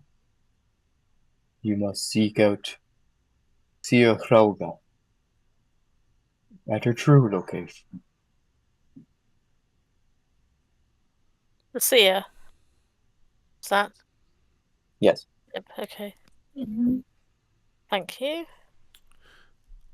All right, so we've got some finding to do, it would seem. Yeah, I'm just wondering if there's anything more we want to ask about Raven, because some of the people we talked to back in Ravenhorn were of the opinion that maybe Raven was instrumental in the whole Rockblight coming, however, inadvertently. Do you think that's likely? So can you repeat that one more time, please? So some of the people in the village, when we were talking to them, they thought that Raven might have, by mistake, some kind of magical arcane mistake, created the situation that caused the Rockblight and the undead in the first place. Would that be a correct assumption? What do you think, Kinra? It sounds like he might have had something to do with it, however unintentionally. Yes, continue to follow your instincts. In the guidance of your Lady Almara. Blessed be her name. Oh, don't you start now. Goodness gracious. Don't egg her on. I will volcanic egg her on if I wish. Speaking of which, everybody's all protective of the egg. So does it, do we know? I mean, anything else? I mean, obviously it's it's something precious that needs to be protected, even though it got stolen. It did get returned. Does it have anything other than a dragon in it? Can it do anything? Does it give you mystical powers? Nothing. They just think it's a priceless artifact made out of pure obsidian glass, which it is. But they cannot see anything more. Is there a way we could communicate with the sentience, the soul, the spirit, whatever term you want to use inside the volcanic egg? No, Jeez, these flies. No, the youngster, the dragonling within. The egg will only hatch once it's returned home. But we can't communicate with it psychically in any way that. I mean, I have the impression that it maybe compelled the thief to bring it back. There's no way we could communicate with it that subliminally. It cannot exert any influence on, or have any influence exerted upon itself. Okay. It is unaware, just existing. No pun intended there. Existing. Okay. Well, that's a lot to be going on with. Yeah. I'll be posting, since he's cast Legend Lore and you ask questions, just instead of giving like a whole big spiel about stuff, I will provide a little bit of lore excerpts in the session notes about Ravenhorn and all the people within. Okay. So if you were us, Alan, what would the first thing you would do after leaving here? Well, you would complete the task that I have for you. A boon. A moon? As you may. A boon. A boon. A boon. Yes, you might want to get your old elf ears checked. Right. He laughs. You may have recently become aware that the wellspring supplying the well and groundwater of Ravenhorn and the stream that flows from there into the ocean has dried up. You must travel to the Raven Peak wellspring and purge whatever has caused it to dry. Well, we did purge something. Mm-hmm. Oh, that's the same spring that was feeding that farm, isn't it? The people we helped. Yes. Seems a fair boon to me. You can help a lot of people by freeing up the spring once more. Lots of people rely on it, don't they, for their livelihood? Yes. And unfortunately, it has become corrupted with rotblight as it flows through Ravenhorn. But that's only in Ravenhorn proper. The well still supplies farmland around Ravenhorn that has not been corrupted. Farms feed the remaining inhabitants of Ravenhorn. With no water, you can only wait for the rain. I'm up for going to try and sort that problem out first then. Yeah. Would a purify water spell have any influence on the rock plight or in the water, or would that be ineffective? You'll have to try. That's a solid maybe right there. All right. When you're completed the task, come see me again. Seek me out here. I have a reward for each of you. Ooh. But there is one more thing. You must be aware of the cats. The cats. They are here. What cats? Good day, adventurers. And he flies away. What the? What cats? I didn't see any on the way in. As you wander this, seems, we didn't see any cats.